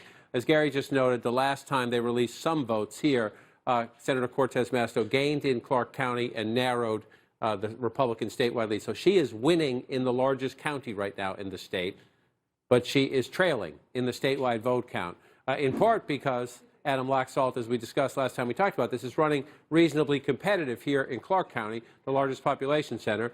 He's running very strong in the traditional Republican areas. You come through White Pine County and the like, 75%. Again, this is, it's less than 1%. It's less than 0.5% of the population, but in a close race, every vote counts, and it's almost a 2,000 vote margin there. So in these smaller counties, you see what he's doing. Again, it's less than 600 votes, but in a close race, you take all you can. So he's doing what he needs to do in the smaller counties, and then you come over here.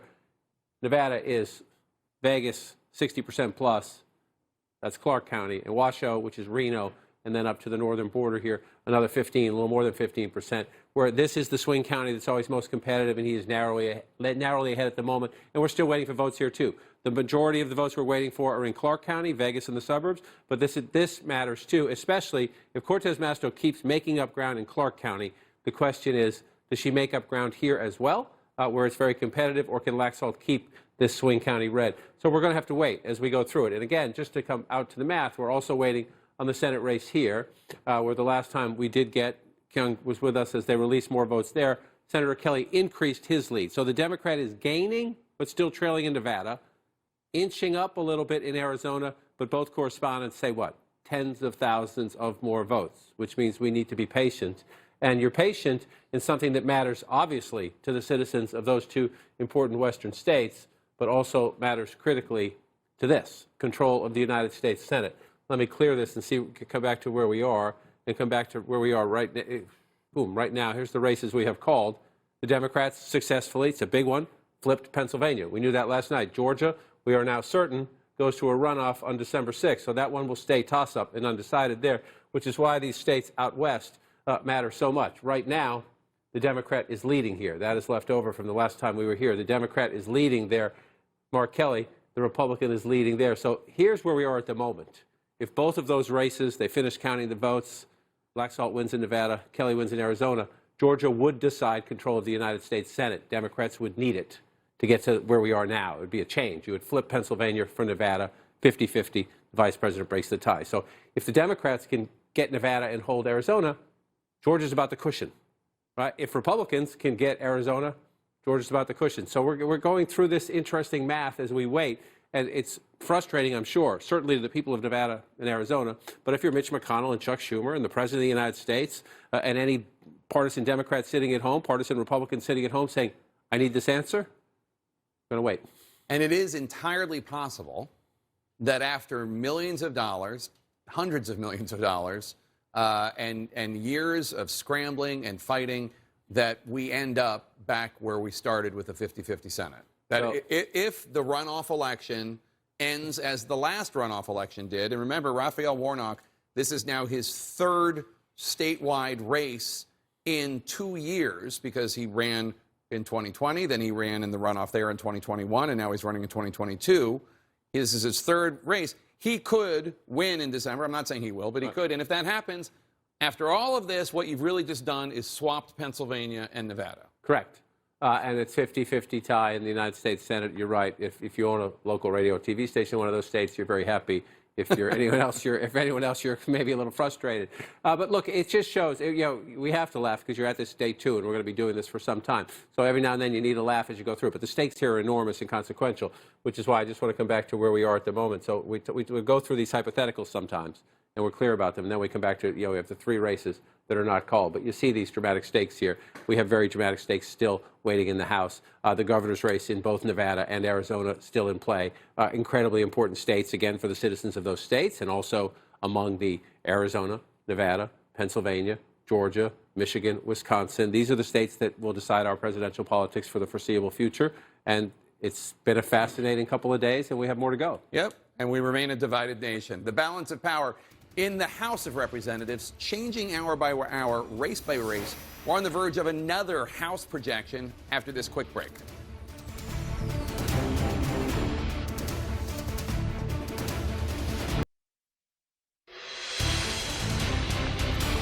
And we're back with our election coverage, our midterm election coverage, and a new projection that CNN can reveal right now. In New York, Democratic Congressman Pat Ryan has been re-elected, CNN projects. Ryan is an Army veteran who's been in Congress for just a few months. He won a special election in August. Now let's turn to a controversial member of Congress. But before we do that, let us give you the balance of power right now. At the balance of power, the Democrats have 189 seats. That includes 4 pickups. And Republicans have 208 seats. That includes 16 pickups. 38 seats remain. Needed to control the magic number, of course, 218.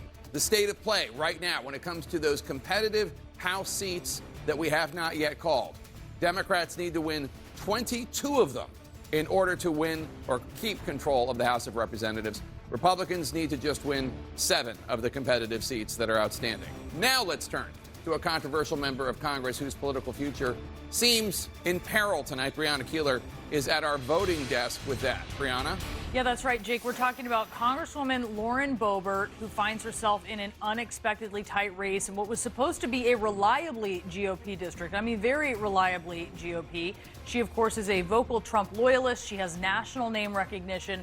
As beloved by Trump Republicans as she is condemned by liberals for election denialism and antics like heckling President Biden during his State of the Union address or posing with guns for her family Christmas card days after a deadly school shooting. So what's happening with her? Well, right now she is very narrowly trailing Adam Frisch, who is a former Aspen City Councilman right now, by less than 100 votes. He is ahead of her by that. So let's zone in here on Pueblo County, south of Colorado Springs, to see why she and her campaign may be very worried. They should be worried because this is a county that trends Democratic. And I spoke tonight with Gilbert Ortiz. He is the clerk there in charge of elections, and he told me that all of their outstanding votes to count were all Election Day votes. They actually just reported out 2,000 of those votes that he told me they were going to report out. But the teams here, they are exhausted. They've been working 18-hour days. They need sleep. So they're not going to be done here. They're going home for the night. They're going to be back tomorrow at 9 Mountain Time, which is, of course, 11 a.m. Eastern, and they're going to finish the last 2,000 approximately votes. But John and Jake, that's going to be essential to really seeing what happens in this race that now a lot of people are watching that they didn't expect they would be. That's interesting. I have to say, one of the things that makes me think maybe Boebert is not necessarily in trouble is that they're Election Day votes, because generally speaking, the trend has been Election Day votes tend to go Republican and early votes tend to go Democratic. But am I wrong about that? No, early votes tend to go Democratic. Election Day votes tend to be more Republican votes. That's certainly what happened in 2020, and we see more of that this year. It's it's an individual district out here. You saw me just popping around the thing while you were finishing Bree, just looking for more votes. She was talking about Pueblo County here, and you see this is an estimate now. Our team does our best. It's a midterm political environment. You're not sure what turnout is going to be, so we make our best with our partners to get an estimated reporting. So as Bree made the point, they're tired and they need sleep, but it's a Democratic area. Joe Biden only carried this piece of it, this county, by 2 points. But you see right now, Adam Frisch, the Democratic candidate, is winning it by 9. So he's running very well in this traditionally Democratic area. So that's one piece of the district. That's one piece of the district. So that's some of it. I mean, this is just what we're going through on a smaller scale, just what we're going through in Arizona and Nevada. What's outstanding? What part, in this case, the district, not the state, are they in? And how many more elsewhere, right? So let's look at Pitkin County, which, this also trends strongly Democratic. I mean, very strongly Democratic. The spread here is huge. It's like 4-1 Democrats to Republicans here. And I got a hold of the clerk there, and she told me that they had reported out all of their votes as of 1:50 a.m. this morning. So the only thing outstanding there, they have some military ballots that have until next week to arrive. They have some cured ballots. They have a very, very small number of ballots that actually went to other counties that they are going to be counting. But this is important to look at because this is an area where, he's actually a former Aspen City Councilman. So he is just raking in the votes here. Right. Yeah, although it's small. It's a small county. Small county. Again, Biden carried this small county by 52, and so you see him carry it there by 59. So again, he's overperforming the president in the congressional district. But to Brianna's point, you're waiting for those military ballots, and so you wait. You wait and see how it goes. Yeah, and we say 95% estimated reporting there. She says it's totally done, but you have to keep in mind that here in Colorado, they have 8 days to cure votes, right? So if someone made a mistake on their ballot, they have 8 days after the election to fix that. So let's look now at Mesa County. This is on the other side of the state. This is where Grand Junction is located. This trends in favor of Lauren Boebert here, and they're waiting on approximately 5,000 military ballots, ballots that the machines initially had trouble reading, those cured ballots as well. So a picture here altogether of just how razor close this race is and will likely remain as we're going to be waiting for a few more votes. And also, as if we didn't need to add more drama to this, if this race is within half a percentage point, which it very well could be as you're looking here, it will trigger a recount. That's how Colorado goes. So you can imagine how that is going to play out. So look at this, John, because she's up by about 15 points in this, but it's a R plus 28 area. Underperforming in a Republican area. You could make an argument, we can make this case in other districts, that some of the more Trumpy Republican candidates have had trouble in this environment. She is as Trumpy as they come. Bree was mentioning some of the other controversies in the past. So is that what it is? It'd be great to get on the ground reporting from there, without a doubt. Donald Trump 2 years ago carried Mesa County by 28 points. One of his acolytes, Lauren Boebert, as you know, that's 15.6.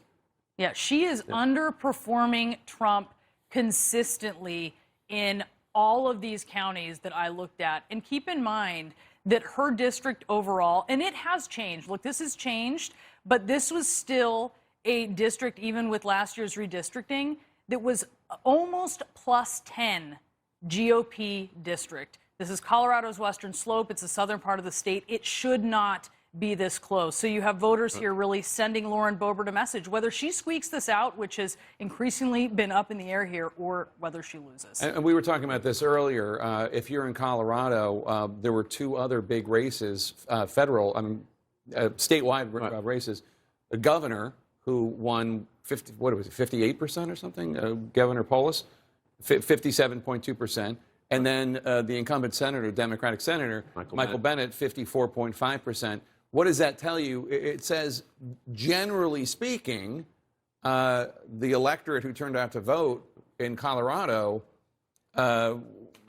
was a little bit more to the left than to the right. Now, that's not necessarily the case in Boebert's district, but it seems like she's had a much more competitive. How did she win 2 years ago? What was her vote total? The lines are not exactly the same. Okay, this is different. It's not apples. Not exactly the same. Yeah, we can go back to the House now, and you can go back to the House now, and you can look at the district here. She got 51%. She had a tough race. But you can see the lines of the district a little bit different. And they redistricted it to make it less Republican. So it's R plus 8 this time. What was it last time? Slide that down a little. R plus 8 was the same. Yeah, it's pretty close. Some of the lines don't change that much. Okay. But you see the district here, and you come back in. But to your point about the governor's race, let me bring this up a little bit and make it bigger. To your point about the governor's race, and you come back in now, statewide candidates running big, but in the combination of, I wanted to just come back to, we talked about this before, if you look statewide at the competitive seats, right? Where do we go here? Come back in, come back out. There we go.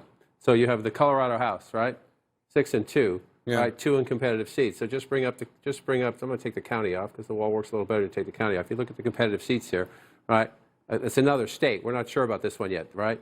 We're not sure about this. It's another state where in competitive seats you have the Democrats doing better than the Republicans would have anticipated in what they thought was a Republican year. And again, in this one here, you see the 6 leading the vote in 6, Republicans leading in 2.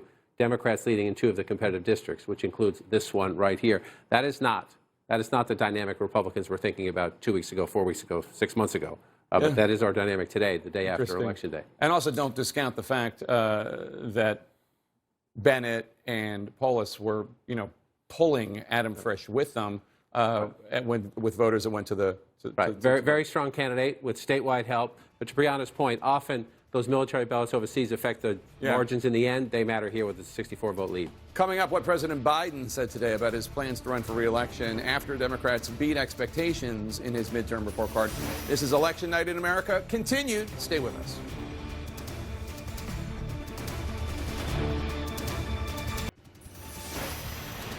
And welcome back. President Biden said at his White House news conference late this afternoon that he isn't in any hurry to announce a 2024 re-election bid. Take a listen. Our intention is to run again. That's been our intention, regardless of what the outcome of this election was. When I announce, if I announce, my intention is that I run again. but I'm a great respecter of fate, and this is ultimately a family decision. I think everybody wants me to run, but we're going to have discussions about it. And I don't feel in any hurry one way or another to make that judgment, today, tomorrow, or whenever, no matter what my predecessor does. My guess is it'll be early next year we make that judgment. But it is my plan to do it. He may not be having the discussion, but let's have the discussion. David Axelrod? Yeah. Yeah, well, look, I do think the timing matters to everyone else, because if his decision, I think if the president runs, he's going to be the nominee of the Democratic Party. And I think people who think otherwise are mistaken. There is, even if people aren't necessarily eager for him to run, and the polling suggests, and these exit polls suggested that that is the case, there's a lot of affection for Joe Biden. There's respect for Joe Biden. And I think he'll be the nominee if he decides to run. But if he's not going to run, it does matter when he announces, because the Democratic Party is going to have a campaign. And campaigns are how you find out who is going to lead you forward. It is a long, rigorous oral exam. And the shorter the runway, the less opportunity there is for people to surface. So that's going to become a matter of concern for people. His habit has been to decide these things late. I don't think he has the luxury to do that. At least if he's thinking about the party and the country, he needs to do it by the first quarter of next year. Do you think if Trump gets in next week, then Biden feels more compelled to get in quicker? I do. Now, if you guys rip Trump apart between now and we would never do that. I tell you what, I think it changed. Because I always said, oh, if Trump gets in, he's going to want to run against him and he's going to want to beat him. But now, even if Trump gets in next week, who knows who the nominee is going to be? Because Trump has been wounded after this election. So running against a Rick DeSantis is very different from running against a Donald Trump. And don't forget, during the last campaign, to David's age issue, he campaigned during COVID. He wasn't out on the campaign trail constantly, which you have to do as a presidential candidate. And so this would be a very, very different kind of campaign for him. And one other thing that struck me was when he said, I'm a great respecter of fate. He is, because a lot of things have happened in his life that were not planned, including, untimely deaths, et cetera. So, for somebody who's aging, I take that kind of seriously. He's basically the president because he's not Bernie Sanders and he's not Donald Trump. Those were his great attributes to get elected in 2020. And he looks better in the data from CNN's exit polls because he's not Donald Trump. His approval rating is 44%. Donald Trump is like 39% favorable. So he looks a little bit better than Trump. 86% of Democrats approve of him, but only 52% say they want him to run for re-election. To your point that you made earlier, there's a lot of Democrats that think kindly of Joe Biden, but they are so ready to move on. There's a lot of Republicans that are ready to move on. Nobody wants this rematch. And I do think there's a mood in the country for people to find younger candidates. You can love Joe Biden, you can love Donald Trump, but you could also love the idea that a new generation of leadership is needed by both parties. There's a market demand. Do the parties have it within them to meet it? I'm not sure. Well, and I agree with David that if Joe Biden runs, he will be the nominee. But because he's not made up his mind and is creating kind of a vanishing window to make it, the Democrats are not doing enough to groom the next heir apparent for, whether it's a Pete Buttigieg, then tee him up to have foreign policy experience, give him an ambassadorship. If it's the vice president. That's really not the way it works, though. But to some degree. You know what happens? People run and they prove themselves. Pete Buttigieg is a good example. He was a small-town mayor 4 years ago, and he ran in a national race, and because of the way he performed in that race, he became a national figure. But the point more is that I don't think that there's somebody that today most Democrats would rally around and say, this is the obvious person. That's where you want to be as a party. You don't always get to be. You're just talking about the great Democratic bench, right? You have Governor Whitmer. You have Wes Moore just got elected. You have Josh Shapiro in Pennsylvania. There are all these governors, Democratic governors, who are just chomping at the bit, I think, to get in these races. There won't be any dearth of applicants. Let's say that. I think this is a tough thing to sort out. I think the reason that it would be wise for Biden to think about letting somebody else have a shot is I think you got to think of where's the country going to be in 2 years. I think most of these elections are change elections. I don't think we're in a left-wing period. I don't think we're in a right-wing period. I think we're just in a turbulent, volatile period.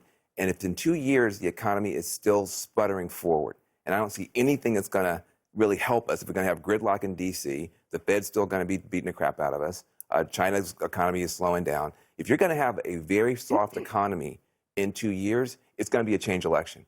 Let the Republicans put their same old person back up. Let us put somebody else new up. That's what I think. But that needs to begin now. New will beat old. New will beat old. But you're right. We are getting new information about President Biden's call today with House Republican leader Kevin McCarthy. We're live at Capitol Hill next for that.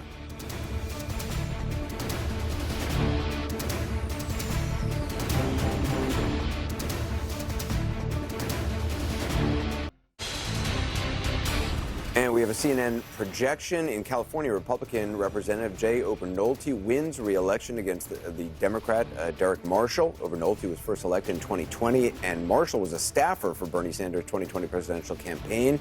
Take a look at where the balance of power stands now. Democrats now have 189 House seats. Republicans now up to 209, 9 short of the 218 needed to win control of the House. 37 seats remain undecided. The White House confirming that President Biden spoke by phone tonight with House Minority Leader Kevin McCarthy, who hopes to become the next House Speaker. No details of the call were actually given out. Earlier, McCarthy spoke briefly about whether he has the votes to get that post. I want to go to CNN's chief congressional correspondent, Manu Raja. What did he say? Yeah, I'm hearing from a source who is familiar with that call that it was a short and polite phone call. Now, earlier tonight, when Joe Biden was talking to reporters, he was asked about his relationship with Kevin McCarthy. He really didn't get into any sort of details about what that relationship is. But they really don't have much of a working relationship. They haven't spoken much in the first 2 years of the Biden administration. But assuming Kevin McCarthy does become House Speaker, this relationship could be critical in determining what can get done in the next 2 years and whether the basic functioning of government can happen, such as funding the federal government, as well as extending the national debt limit to avoid a default. One of the major issues that they will have to deal with in the new Congress, and things can get very tense very quickly.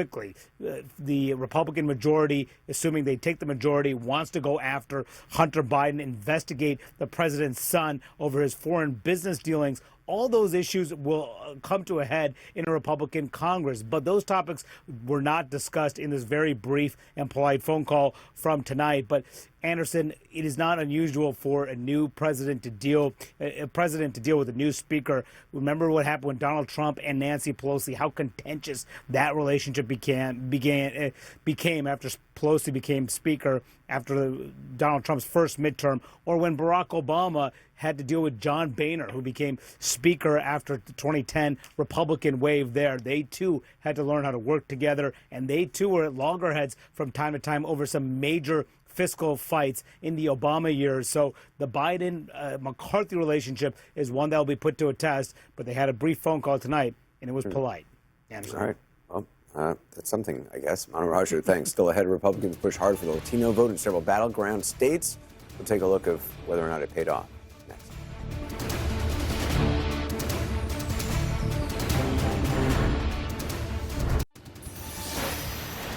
Welcome back. As with all elections, experts are going to be combing through the numbers from this midterm vote for years, looking at all the voter demographics and the role that they played in the outcome. Latino voters showed up big for Florida Governor Ron DeSantis, a Republican, and that demographic will play a crucial role in the Senate and the governor's races in Arizona.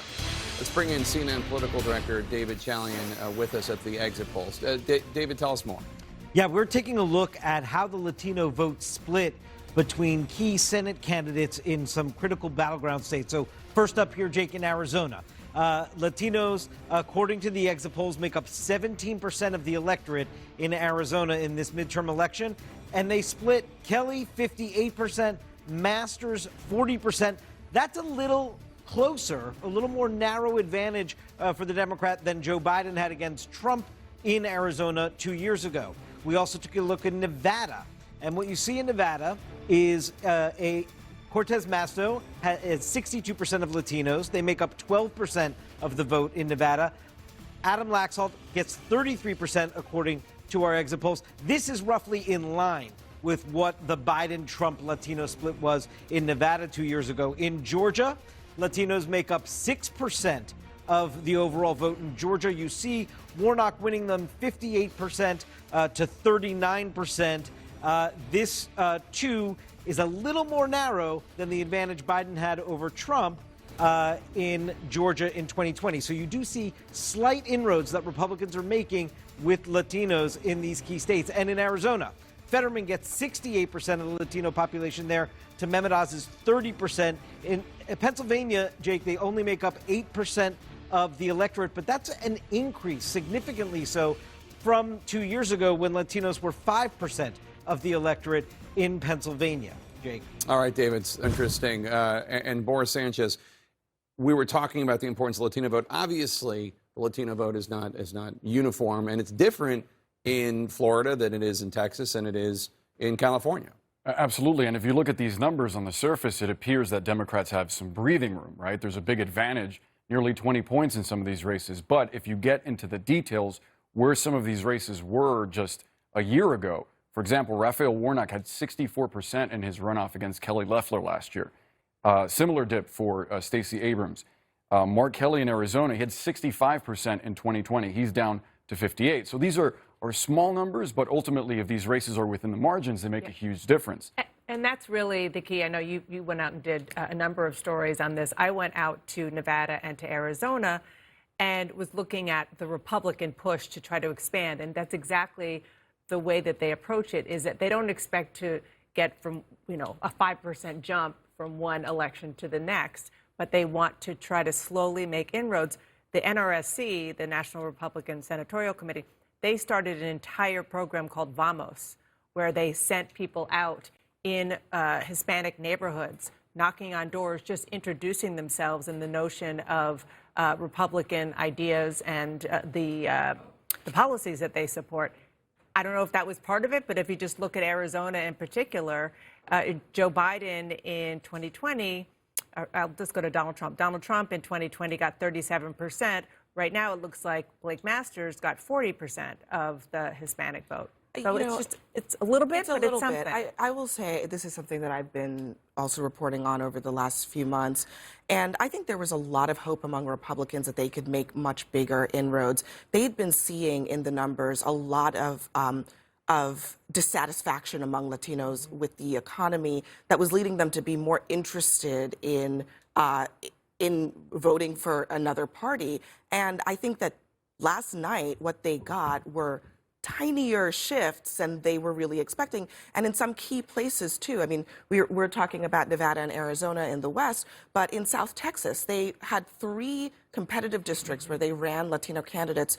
2 of those 3 candidates lost to the Democrat in places where, honestly, Democrats were a little bit concerned along the border, where they'd been having a lot more erosion. So I think last night was not quite the shift that Republicans had been looking for.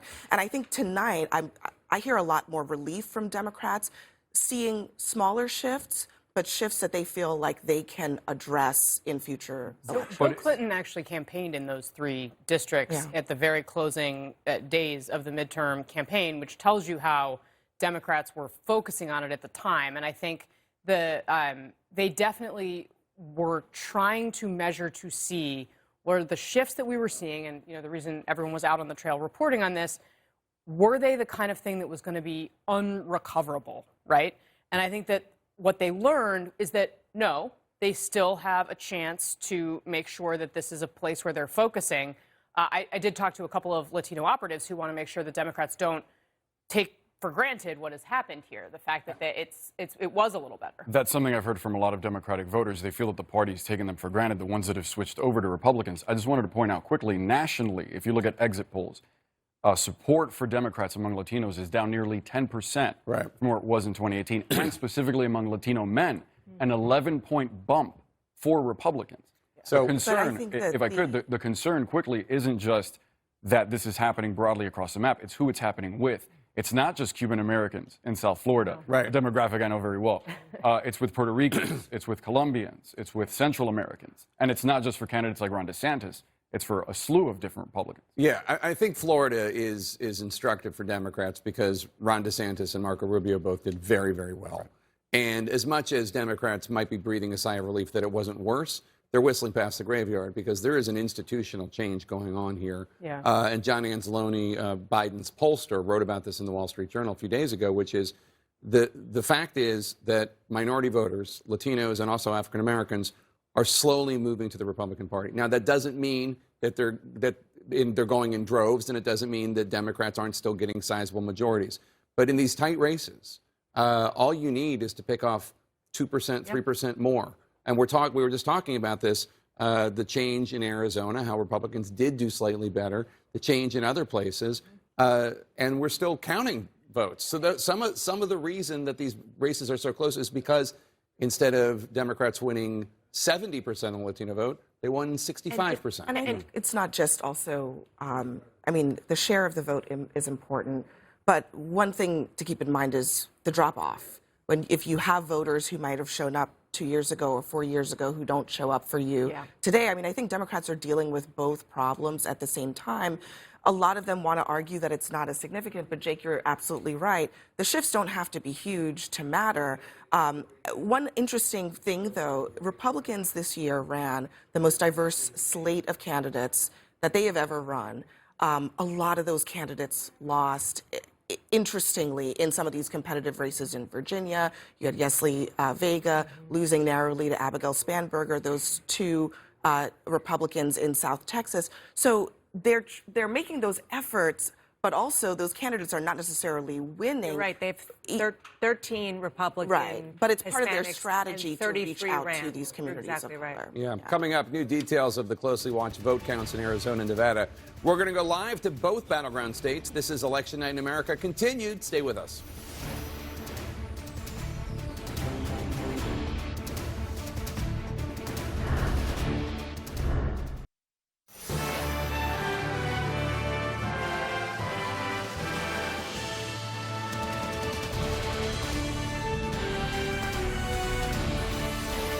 Welcome back. It is 11 p.m. on the East Coast of the United States, 9 p.m. in Phoenix, Arizona, where election officials still are on the job working their way through hundreds of thousands of ballots.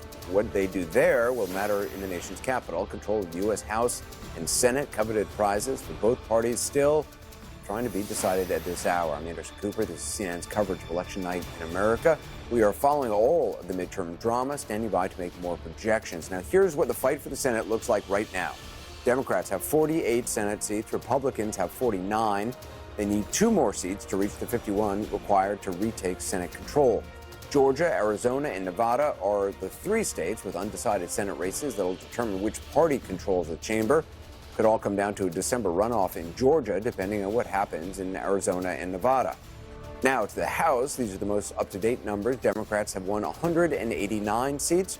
Republicans now have 209, just 9 short of the 218 needed to win control of the House. 37 races remain up in the air this hour. We're on the ground in all the key battleground states. Let's begin with CNN's national correspondent Gary Tuckman in North Las Vegas, Nevada, for us. Gary, what's the latest? Anderson, hello to you here in Nevada's most populous county of Clark County, where almost 3/4 of Nevadans live. There's still a lot of tabulating going on at the Clark County Elections Department. Between today and tomorrow, it's expected the people who work here will be counting an additional 83,000 ballots. Today they counted 13,000 more ballots, and these are not ballots of people who voted yesterday in person. Those ballots are all counted. What these are mail-in ballots. Now, you may say to yourself, why are they counting tens of thousands of ballots like this? It sounds weird, sounds suspicious. It's not at all suspicious. It's not at all weird. They seem to have been doing a great job, and this was to be expected because this state prioritizes mail-in ballots. Every single person who registered to vote here in the state of Nevada received a mail-in ballot, so they've received lots of them over the last 2 weeks. In addition to that, as long as it was postmarked by yesterday, the mail-in ballot can be received by this Saturday. So we don't know on Thursday, Friday, or Saturday how many more ballots are coming. It could be a huge number also, so there's a lot still to count. So when the day started, the race between Senator Catherine Cortez Masto and Adam Laxalt, the Republican challenger, he was up by about 22,000 votes.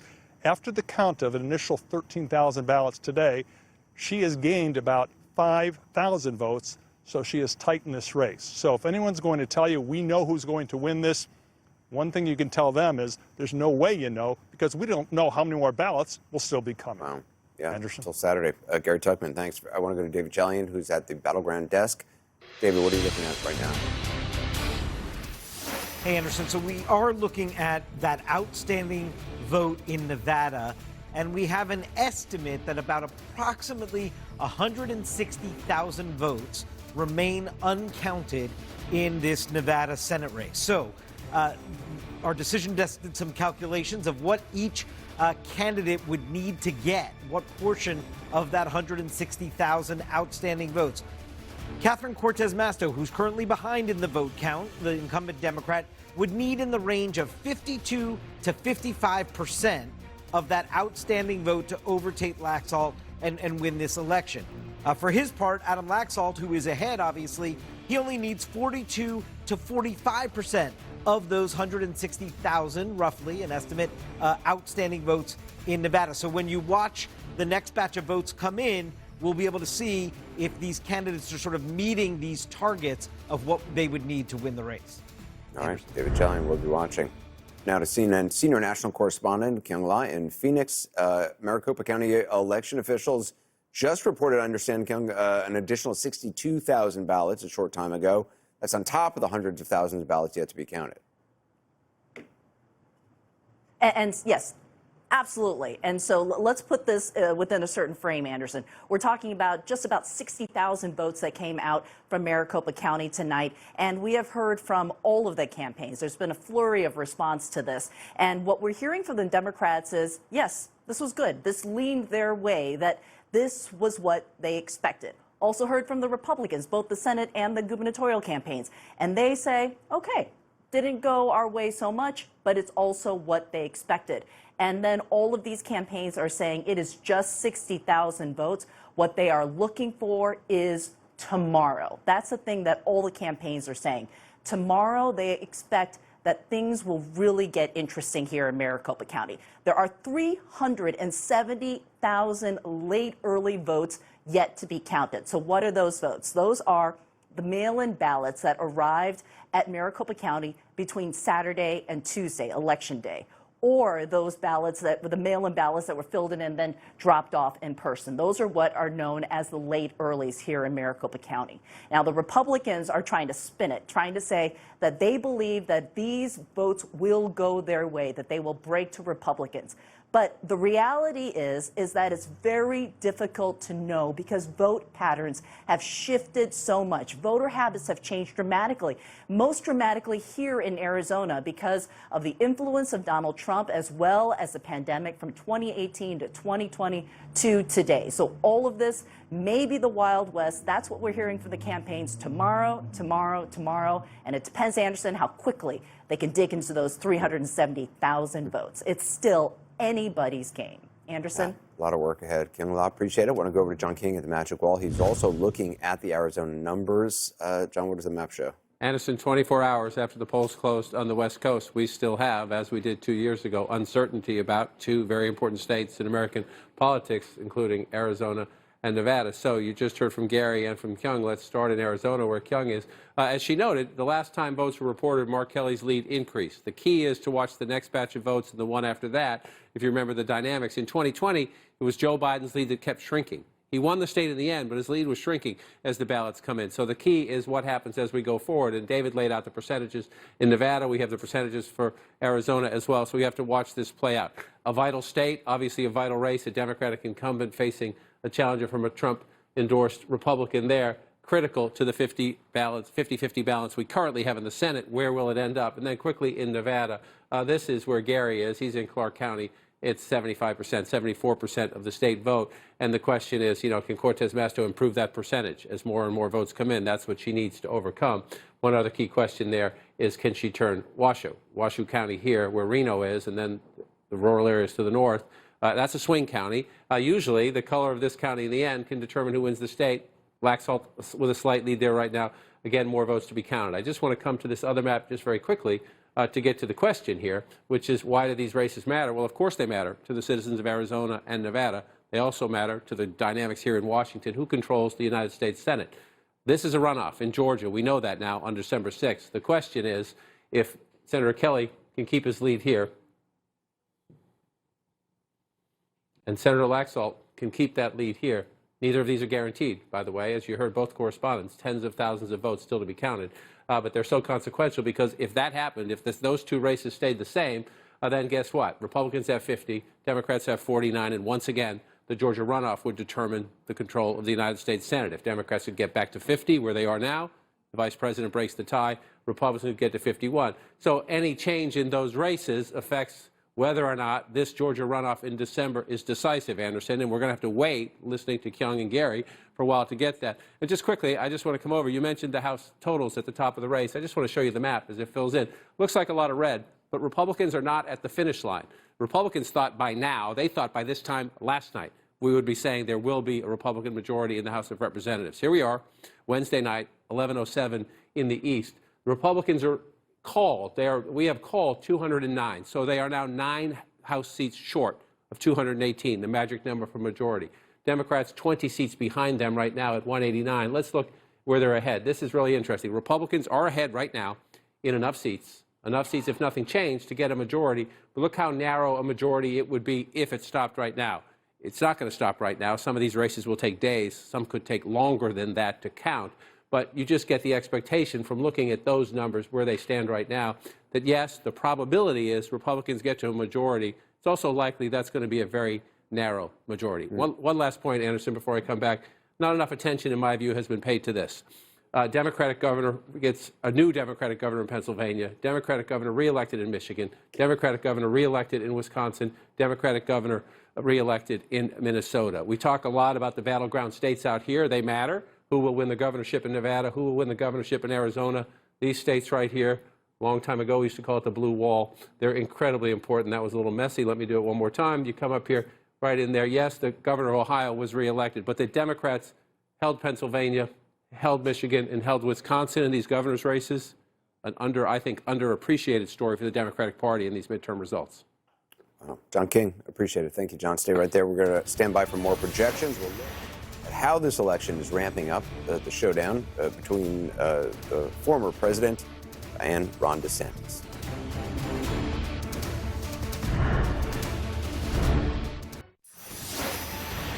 Welcome back. In all the tension and continued mystery as to who will win control of the House and Senate, there is one race that I think needs to get a bit more focus, and that is the Florida governor's race, because Republican Governor Ron DeSantis trounced his opponent, Democrat Charlie Crist, former governor himself, by almost 20 points. That's 15 points better than Trump did in 2020. Now, yes, Florida's been trending Republican since George W. Bush eked out his victory over Al Gore by 537 votes 22 years ago. But this was something to note, because DeSantis won 2 Democratic strongholds, Miami-Dade County and Palm Beach counties. He won Latino voters by 18 percentage points. Joe Biden won them 2 years ago. It's no wonder why Donald Trump has already begun attacking DeSantis. CNN national correspondent Kristen Holmes is in West Palm Beach, Florida. And Kristen, we are now hearing that Trump and his team are gearing up for what they view as inevitable showdown with Governor DeSantis. That's right, Jake. I mean, they ended the night on Tuesday and really into Wednesday morning in the exact opposite place of where they wanted to be. This is what they had been trying to avoid, a scenario in which Trump's candidates fizzled and flopped, and his rival, Ron DeSantis, soared to the top. And that's exactly where we ended up on Wednesday morning. You saw this momentous win by Florida Governor Ron DeSantis, who is widely seen as former President Donald Trump's most formidable opponent should they both enter the race in 2024. Now we know that advisors are trying to gear up for what they view, as you said, is the inevitable, a Trump-DeSantis showdown in 2024. Trying to figure out what exactly that looks like and how exactly they go after the Florida governor. And right now that appears incredibly daunting, not just because of this huge win that he had in Florida, but also because of the momentum that he has picked up from Republicans and from donors. We reported earlier today that Rupert Murdoch, the owner of many conservative outlets, seems more than thrilled to throw Trump to the side and embrace Ron DeSantis as the head of the Republican Party. And because of that, we've already started to see Trump attack DeSantis. In an interview on Monday night, he said this. He said, "I don't know if he is running. I think if he runs, he could hurt himself very badly. I think he would be making a mistake. I think the base would not like it. I don't think it would be good for the party.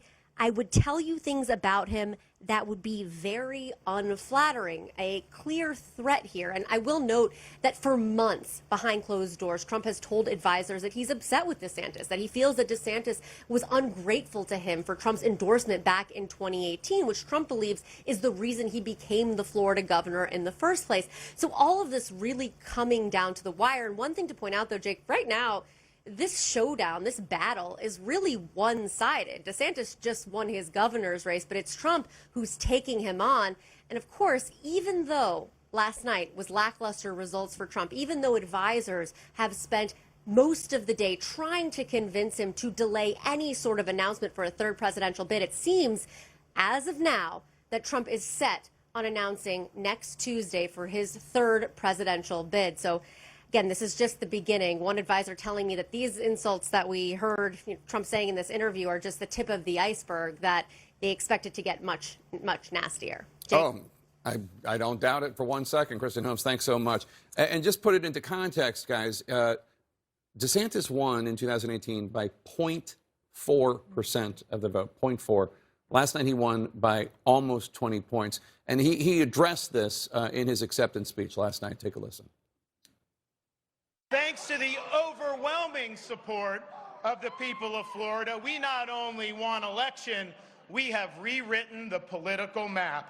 This election, we will have garnered a significant number of votes from people who may not have voted for me 4 years ago. And I just want to let you know, I am honored to have earned your trust and your support.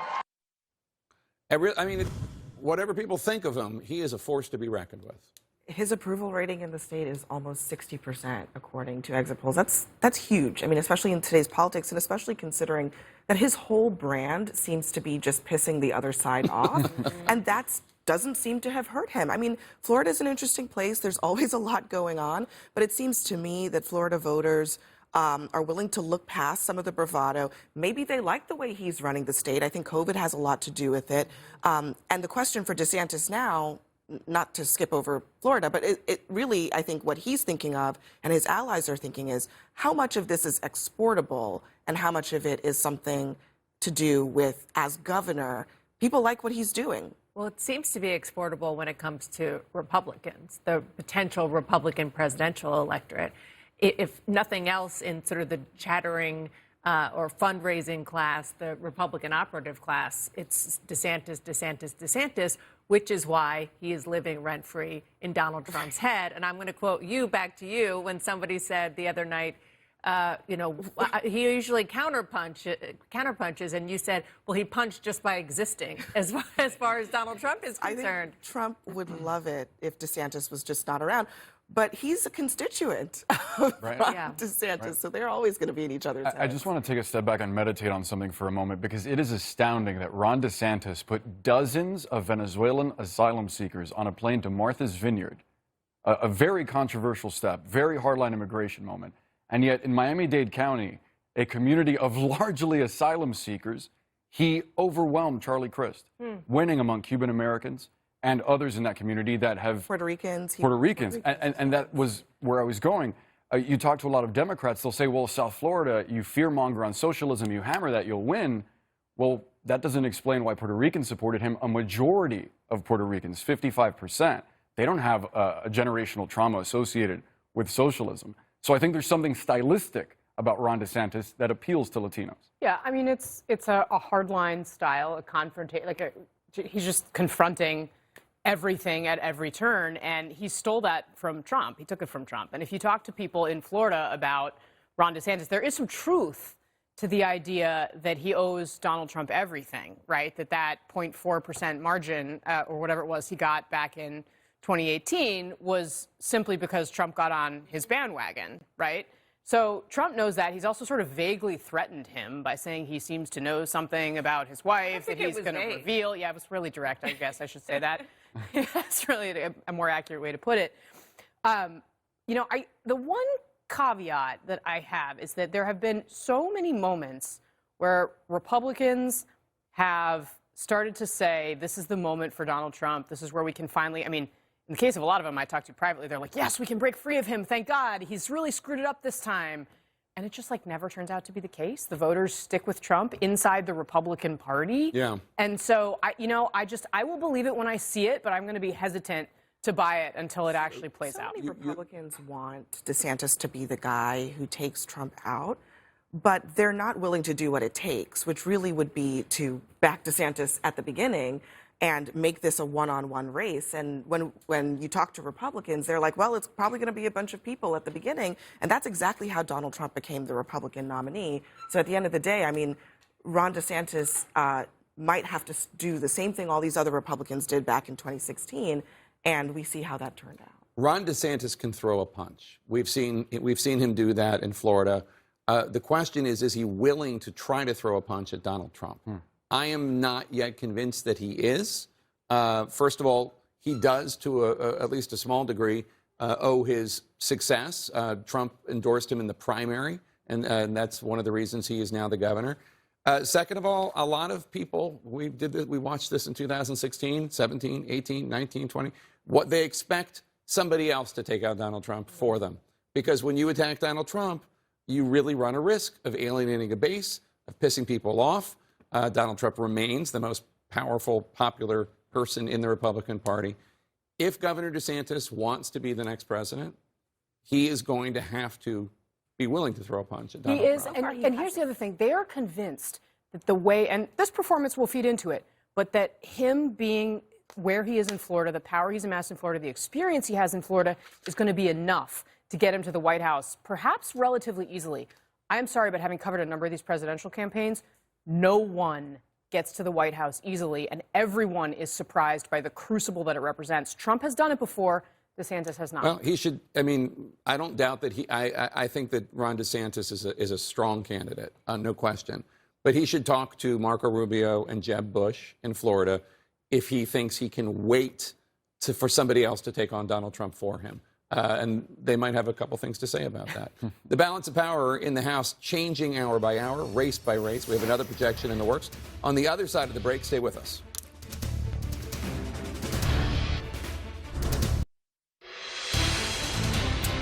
More votes are in. It's time to make another projection in the House of Representatives. In California, Democratic Congressman incumbent Raul Ruiz, who was first elected in 2012, CNN projects he is going to win his re-election against Republican Brian Hawkins, a pastor and a city councilman. In Washington State's 10th congressional district, CNN projects the Democratic Congresswoman Marilyn Strickland will win re-election against her Republican challenger, Keith Swank. Strickland first won her seat in 2020. She's the former mayor of Tacoma. Swank is an Army veteran and Seattle police officer. Let's take a look now at the balance of power in the House of Representatives. Right now, Democrats have 191 seats. They've picked up 4. Republicans have 209. They've picked up 16. 35 seats remain. The 218 is the magic number, as we know. Republicans only have to win a few more seats to win control of the House of Representatives. What about those outstanding competitive seats? Well, Democrats need to win 22 of them. 22 of them. Republicans have to win only 7 of them. So things still seem to be progressing towards Republicans taking over the House of Representatives by a narrow margin. Right now, we're going to talk to the re-elected Democratic congressman from New York, Pat Ryan. Congressman, you were just re-elected. Congratulations. A lot of people saw you won a special election over the summer. A lot of people saw that as a referendum on abortion rights, which was one of the major issues. I know you talked about other issues, but that was an issue you talked about quite a bit. Do you see this victory last night and today in the same light? Is it a victory on the issue of abortion rights? Well, it feels good to have 2 victories in 6 months. And in both of our races, we centered the broader concept of defending Americans' freedoms, reproductive freedoms, lots of other critical rights and freedoms, from voting rights, LGBTQ rights, on the line. And we saw people respond not once, but twice, that when a fellow American's rights are ripped away, we stand up and we say, that's not who we are as a country. So I'm so proud that once again our community delivered that message here. You focused some of your campaign on the issue of protecting democracy. Your opponent had greeted groups that went to the January 6th insurrection and only seemed to really reluctantly acknowledge Joe Biden's 2020 election win.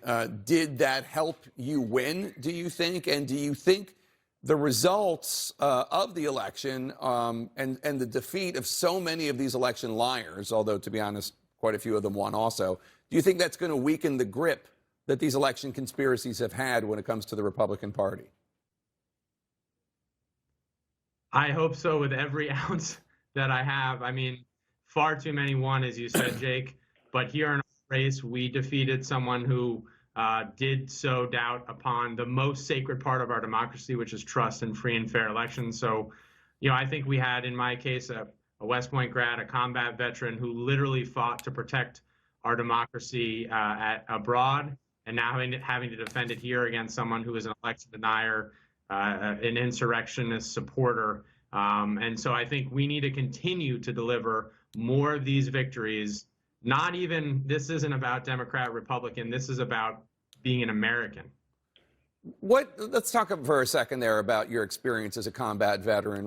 What do you think that brings to your ability to be a member of Congress? Do you think that makes you more reluctant to vote for the authorization of use of force? Do you think it makes you more hawkish, more dovish? How does it play a role in how you see foreign policy and military intervention? Well, having been on the receiving end of some, I think, pretty bad foreign policy and going to Iraq and how we conducted the war there, I will certainly be a voice to say the use of military force has to be the absolute last resort. I think we need to repeal the post 9/11 AMUF that is still out there and has been used to justify a lot of foreign interventions that have cost lives and blood and treasure. And I think we need more voices at the table who will really ask those hard questions and understand the gravity of those decisions.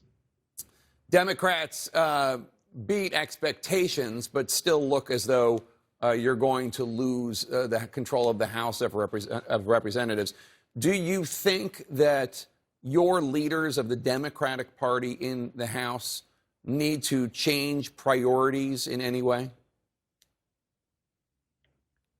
Well, we're quick to always focus on, I think the downsides, but there's a lot of upside here. I mean, a lot of the take, just like before my special election in August, that we wouldn't win, that a red wave was coming, didn't pan out in August when we had our victory. It did not pan out here because we don't give enough credit to the American people. They see that fundamental rights and freedoms are being taken away, and that's not who we are as a country, and that Democrats stand for protecting those rights, reinstating those rights, especially reproductive rights and freedoms, and that we're also delivering economic relief.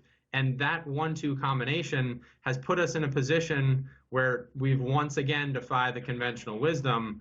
And I think this is very encouraging and hopeful from my perspective. I think a lot of people across the country.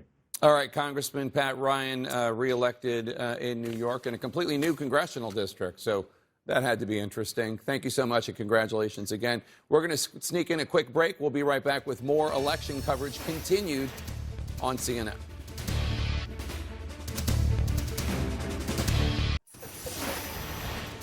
Welcome back. The political landscape in the wake of the midterm elections is growing clearer, but one of the most closely watched contests won't be settled for weeks. Democratic incumbent Senator Raphael Warnock of Georgia, Republican challenger Herschel Walker are heading toward a runoff election next month. I want to go to Atlanta, CNN's Jeff Zelleny. Jeff, you're learning new information about the upcoming ad war ahead of the Georgia runoff. I mean, the amount of money that's already been spent on ads, it's only going to get more. Anderson, it's really extraordinary. $250 million in ads has been spent in this entire election cycle, and it certainly is going to be more over the next week. I'm told that advertising strategists on both sides are already working on ad campaigns, and of course, and one thing I'm picking up from Republicans is that they were watching the president's news conference today at the White House when he was asked if he would do anything different in his second 2 years in office, and he said nothing.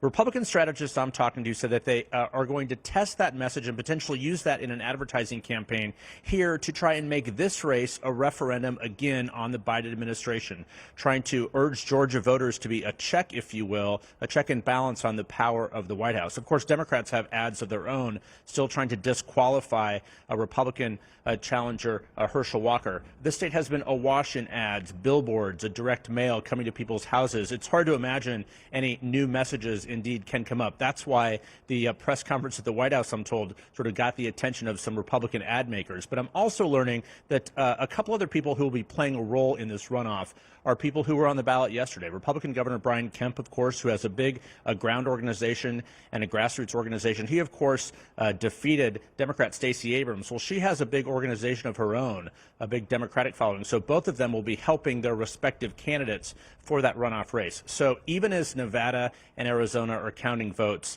there is about to be a descending on Georgia from Republican and Democratic strategists. I'm told there's been an all-call of staffers who were working in races in different states across the country to come here to Georgia to work here in the final 4 weeks of this campaign. So early voting is going to begin in just 3 weeks' time, right after Thanksgiving, and this runoff will be December 6th. It could determine control of the Senate. We don't know that, of course. We'll see what happens in Nevada and Arizona. But more spending, more ads, one more month of exhaustion here in Georgia. Anderson.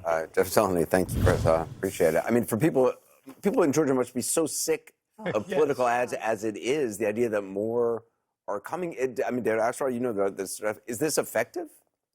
Well, I mean, I think it is effective. I think messages get across. I think there is a glut on the marketplace at some point, and they become less effective.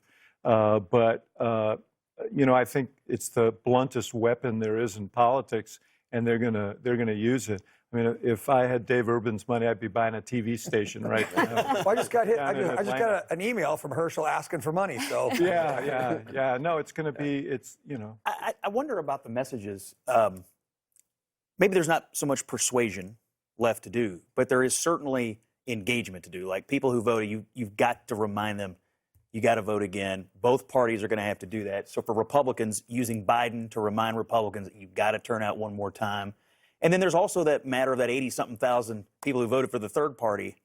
Can you get them to come to your side? Maybe both parties will be competing for them. So maybe not mass persuasion, but certainly mass engagement. Doesn't it depend what the stakes are, really? If, you know, we don't know what the results are in Nevada and Arizona, but if it is indeed for control of the Senate, that's a whole different ballgame. Yeah. And we saw what happened with Republicans during the campaign. You had candidates like Glenn Youngkin going to campaign for Kari Lake because control of the Senate was the mantra, and you had to do that. And look, if that's what it becomes, this is going to be an all-out battle, and who knows how many millions and millions of dollars are going to be spent. And they will be wasted because people are sick of that stuff. Yeah. I'm going to tell you, I don't believe that the next smartest marginal dollar is for another crappy ad saying something mean about somebody. I think what is going to win this thing is going to be organizing. I think the field gets starved every time. There are groups in Georgia like the Movement Voter Project, Black Voters Matter, Color of Change, Push Black. They have a different model. It's relational.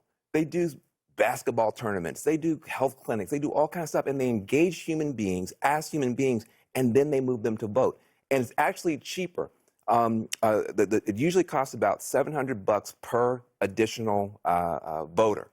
These guys have models that are $60, $70. So it's cheaper to support a Push Black, a color of change, a black voters matter, and you get more out of it. And then you aren't just depressing people with these terrible ads that nobody wants to watch anyway. Well, and the other component that I expect to see is, if it's for a battle for control of the Senate, is a lot of celebrity endorsements coming out for Raphael Warnock. I would expect that you'd see some of the characters who came in last time that there was a runoff. I don't know how much that actually helps. I think, to your point, organizing on the ground is what we need. And on the Republican side, what's going to be a challenge is what figures are off-putting to voters, because independents are going to matter, attracting some of those, peeling off some of those libertarian votes. If you bring in someone like a Trump who may turn them off, that may hurt Herschel Walker more than help him. Yeah, but I don't think you're bringing in Donald Trump. I think if Donald Trump decides, I think if he decides to show up, right, it's going to have an impact on the race. And to Vance's point, I think money is much better spent on dragging people to the polls. You know, whatever methodology you use to engage and get people there, that's going to be far more important than spending money on TV. But guys, I don't think money is going to be the problem. I don't think this is going to be, wow, I don't know if we have the budget to do all this. I think the roof is going to be off the budget, especially if it's for control of the Senate. So I think it's going to be both and all. And I agree that the saturation of commercials has its limit, especially if they're negative commercials. But, you know, if Herschel Walker puts Governor Kemp on TV, that could be a helpful thing. I like the idea of seeing Governor Kemp on TV. I like the idea of Governor Kemp's field organizers being put on the payroll, because to Van's point, these are the most effective people in Georgia, quite obviously. And they just came off. They just came off. They've got fresh relationships in the communities. So TV ads, rallies, whatever. But you take people who have been working these neighborhoods in both parties, those could be the secret weapons. You need independent voters, too. So. Some reliably conservative media outlets seem to be turning on Donald Trump after Republicans failed to match expectations in the midterms. We'll look at that next.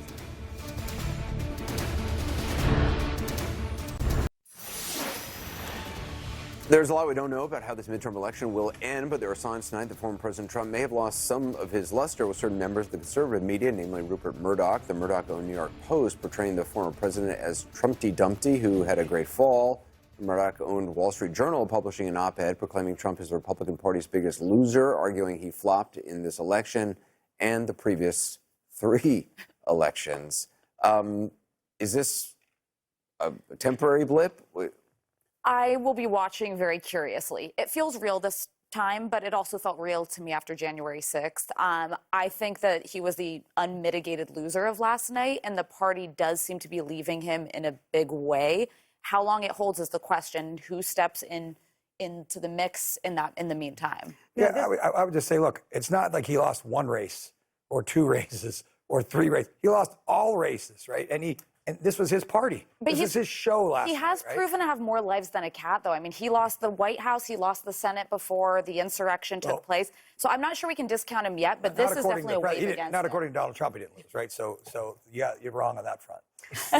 I mean, how does he react, you guys? Because one of the things that's happened to Donald Trump, when he ran in 2016, he was articulating other people's grievances. Increasingly, he's articulating his own grievances, and he's going to be really aggrieved by some of the things that we've seen in the last 24 hours, particularly on the cover of the New York Post, on the editorial page of the Wall Street Journal. What does that provoke him to do? How does he lash out? He runs for president. How does this enter into his 2-hour presentations? Well, I mean, I think we saw some evidence this year that people didn't really respond to his airing of grievances from the past. They did respond to Republican candidates who sort of ran on the future. So if I were in this Georgia, if he shows up in Georgia to relitigate the 2020 election, to relitigate the conservative media, this is in no way, shape, or form would be helpful. And so, but that will be his instinct, to your point. And it's going to hurt because sorry, go ahead. I don't know how this affects Donald Trump, to answer your question, David, because nothing bothers him more than getting criticized, and he lashes out. And so if he sticks to his plan to announce next Tuesday, it's going to be grievances part 500. And if you look at that Wall Street Journal editorial, it said that since 2016, he has a perfect record of electoral defeat. Yeah, he doesn't get the most votes. No, he doesn't. He doesn't get the most votes. It's driving him crazy. The reporting of CNN is that he's lashing out at his aides. He's in a terrible mood. He's blaming everyone but himself. Blaming even Melania for He's going to go to Georgia to help Herschel Walker make Mitch McConnell majority leader. The guy he hates the most? He won't see it that way. One of his fatal flaws, Donald Trump's fatal flaws, is that he still, despite hating the fake news media, pathologically craves approval from the mainstream media. One of Ron DeSantis, the now rising star of the GOP, is that I don't think he cares at all what the mainstream media says about him. That's going to be a very interesting juxtaposition to watch. I think that is so spot on, and I think the Republican base, actually the next evolution of the Republican Party's relationship with the media, you know, the media has almost replaced the Democrats as the chief enemy. And while Trump craves the approval of the enemy, DeSantis has decided to write it off and say say engagement is not even worth it. And I do think there's an element of the Republican base that likes that about DeSantis more than they like about Trump's craving of the attention. Yeah, it's interesting. DeSantis doesn't even talk to mainstream media most of the time. There are now enough other channels, extremely right-wing channels, or just you stand up, you talk, and you walk away. It's a different model. You know, Trump came along with a different model in 2016. Up until then, there was a way you did it, and it was based on the old television model.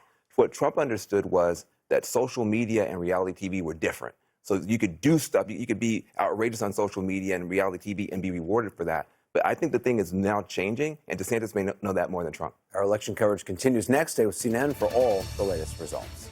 Be right back.